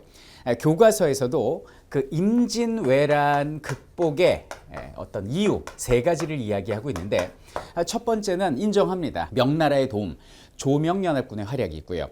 두 번째는 보급로를 끊어버린 우리 이순신 장군님의 힘이 있는데 그 중에서 아주 중요한 부분이 바로 의병들의 활약이라고 우리 교과서에서도 이야기하고 있습니다. 정말 그분들의 이야기를 하자면 밤을 새도 모자란데요. 대표적으로 남성 한 분, 여성 한 분 이렇게 두 분을 모셔봤습니다. 일단 임진왜란 때 대표적인 의병 중에 우리가 떠올릴 분이 누구냐면 바로 사명대사가 되겠습니다. 자, 사명당 이렇게도 부르시는데요. 이분의 이름은 유정이 되겠습니다. 스승님이 서산대사고요. 그분의 이름은 휴정, 이분의 이름은 유정이 되겠습니다. 사명대사는 스님의 신분으로 맨 앞장서서 적과 싸웠고요. 임진왜란이 1592년에 벌어지죠. 그리고 2년 뒤에 휴전이 들어가는데요. 바로 그 해인 1594년에 적장 갓도 기요마사를 만나게 됩니다. 갓도 기요마사가 누굽니까? 전쟁을 벌인 토요토미 히데요시의 오른팔입니다. 왼팔은 고니시 유키나가지요. 그 적장의 제일 우두머리였던 갓도 기요마사를 만나게 되죠. 그리고 일종의 단판을 짓는데 갓도가 이렇게 물어봤다라는 거예요. 당신네 조선에는 보물이 있습니까? 라고 물어보니 우리의 사명대사께서 보물이 있기는 있는데 조선의 보물은 조선에 없고 일본에 있어라고 이야기하십니다. 아니, 일본에 조선의 보물이 있다고요? 그 보물이 뭐요? 라고 물어보니 사명대사가 갓도를 가르치면서 바로 당신의 목이야 라고 이야기를 했다고 합니다. 정말 기계가 높으신 분이죠. 갓도의 표정이 정말 궁금한데요. 아마 갓도도 무릎을 탁 치지 않았을까라는 생각이 드는 것이 이게 일본에 소문이 나요. 소문이 나서 나중에 임진왜란 끝나고 나서 이분이 이제 우리나라의 포로 3,500명을 데리러 강화를 맺으러 떠나시거든요. 그때 일본 백성들이 바로 갓도 기요마사의 목이 조선의 보물이라고 호탕하게 말씀하신 분이 바로 저분이구나 그러면서 구름대처럼 몰려들었다는 말이 있으니 정말 이분의 기계는 우리가 상상할 수 없을 정도다 이렇게 말씀드릴 수 있겠습니다. 자, 임진왜란 내내 열심히 싸웠고요. 그의 공은 임진왜란 이후에도 빛이 나게 됩니다. 우리나라는 외란 이후에 완전히 일본과 국교를 단절했는데요. 두 가지 이유로 국교가 다시 재개가 됩니다. 광해군 때가 되는데요. 첫 번째 이유는 뭐냐면 일본의 토요토미 히데요시가 죽고 반대파였던 도쿠가와 이에야스 막부가 새로이 등장합니다. 그럼 도쿠가와의 얘기는 이거예요. 우리도 토요토미의 적이었다. 아니 적의 적은 동지 아닌가. 우리 서로 다시 교류하자. 뭐 이런 이유였고요. 두 번째는 일본에 잡혀간 우리 포로를 송환하려면 어떤 일본과의 협상이 불가피한 거였습니다. 당시 광해군은 여기 있는 사명당을 그의 활약을 높이 사서 일본으로 보내게 되고요. 사명당이 일본에 가서 포로를 데려오게 되는데 그때 일화는 뭐 너무나 많이 야사로 전해져 내려옵니다. 사명대사를 암살하기 위해서 그가 거처하는 방에 불을 질렀는데 죽었나 하고 문을 열어봤더니 이렇게 고드름이 열려고 어이구 추워 왜 불을 안 떼어줘 뭐 이런 도수를 부렸다는 등 아니면 거꾸로 아주 차갑게 얼어 죽어라 그러면서 이렇게 뭐 얼음으로 이렇게 배치하고 했는데 막상 문을 열어봤더니 다시 뭐 그냥 찜질방이었다 뭐 이런 얘기도 있고요. 잔치를 열어줬는데 학문을 논하는 자리였다는 얘기예요. 근데 여기는 사명대사가 말을 타고 한번 두두둑 하고 그 장치상은 부르게 휙 지나갔대요. 한번 딱 지나가고 나서 뒤에는 병풍의 글자를 처음부터 끝까지 다 외웠다. 뭐 이런 이야기도 전해져 내려오니까 물론 뭐 전해져 내려오는 이야기겠습니다만은 당시 사명대사의 기계와 인기가 얼마나 대단했는가를 알려주는 대표적인 예가 되겠습니다. 자, 사명대사뿐이 아닙니다. 자, 논계라고 기억하십니까? 자, 여성분 한 분을 또 모셨는데요. 자, 여기는 논계 이분은요. 경남 진주에 진주성이라고 있었습니다. 여기는 진주성은 일본군과 대치해서 용감히 맞서 싸운 성으로 유명한데요. 결국 김시민 장군의 진주성은 왜군에게 함락당하게 됩니다. 그리고 그 안에 누각이 있는데 거기서 잔치를 열었다고 그래요. 그때 논계가 이제 여기는 적장에게 접근을 하는데 이것이 어우야담이라는 조선 중기적의 야사집에 나오거든요. 그 야사집에는 논계의 직업을 기생이라고 명시하고 있는데 또 다른 분들은 기생이 아니라 양갓집 교수였는데 기생으로 위장했다라는 설도 있으니 정확한 것은 알 수가 없습니다. 어쨌든 논계가 여기는 적장을 술을 먹이고 뭐 이렇게 자기가 그 적장을 좋아하는 것처럼 이렇게 속인 다음에 벼랑 끝으로 데려가서 같이 죽자 그러면서 이렇게 깍지 끼고 떨어졌다는 얘기는 너무너무 유명하지 않습니까? 그런데 그때 논계의 나이가 바로 몇 살이었냐면 18세였습니다. 18세 꽃다운 소녀가 민족의 원수를 갚기 위해서 적장과 함께 벼랑 끝에서 바닷물로 몸을 던졌습니다. 이런 분들이 저는 진정한 영웅이 아닌가라는 생각을 해봅니다. 예전에 읽었던 그 공자님의 논어의 말씀 하나가 생각이 납니다. 한 제자가 공자님께 여쭤봅니다. 공자님, 세상에 부끄럽다라는 말이 있는데 진정 부끄러운 것은 무엇을 의미합니까? 공자가 이렇게 얘기를 합니다. 참으로 부끄러운 것은 말이다. 나라에 도가 없는데도 관직에 집착해서 관직에 연연해서 관리 행세를 하는 그 관리들의 행위가 가장 부끄러운 것이다 라고 이야기를 합니다. 여기 있는 민초, 의병들은 자신이 어떤 상을 타기 위해서 권력을 얻기 위해서 재물을 얻기 위해서 싸운 것이 아닙니다. 내 가족과 나와 내 삶의 터전 이 나라와 민족을 지키기 위해서 그들은 순수한 마음으로 나가서 목숨과 어떤 승리를 맞바꿨던 분들이죠. 우리가 흔히 영웅하면 무슨 장군, 무슨 대왕 이렇게만 생각하는데요. 전 그렇게 생각하지 않습니다. 이렇게 이름 없이 사그러져간 이런 꽃들, 이런 분들이 진정한 영웅이 아닌가라고 생각을 하고 지금 이 인터넷 영상을 함께 하시는 자기 분야에서 최선을 다하는 여러분 한 분 한 분이 바로 이 대한민국을 만들어가는 진정한 영웅이 아닌가, 영웅으로서 기록되지 않을까라는 생각을 해봅니다.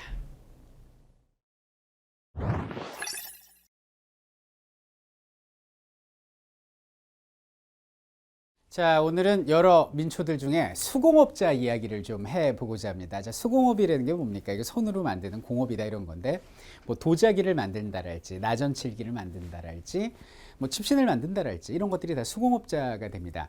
오늘날은 이 수공업이 매뉴팩처라고 그래서 브랜드화가 됐지 않습니까? 그래서 뭐 루이비통이랄지 에르메스랄지 코코샤넬이랄지 뭐 에르메네질도 제냐랄지 뭐 이태리나 뭐 아니면은 뭐 프랑스의 그런 수공업자들의 이름을 따서 그의 자손들이 혹은 뭐 측근들이 컴퍼니를 만들어서 이제 브랜드화 시켜서 직접 팔죠. 우리나라는 조선시대 후기적부터 세계화에 발맞춰서 이런 일들을 내재적으로 해왔던 거예요.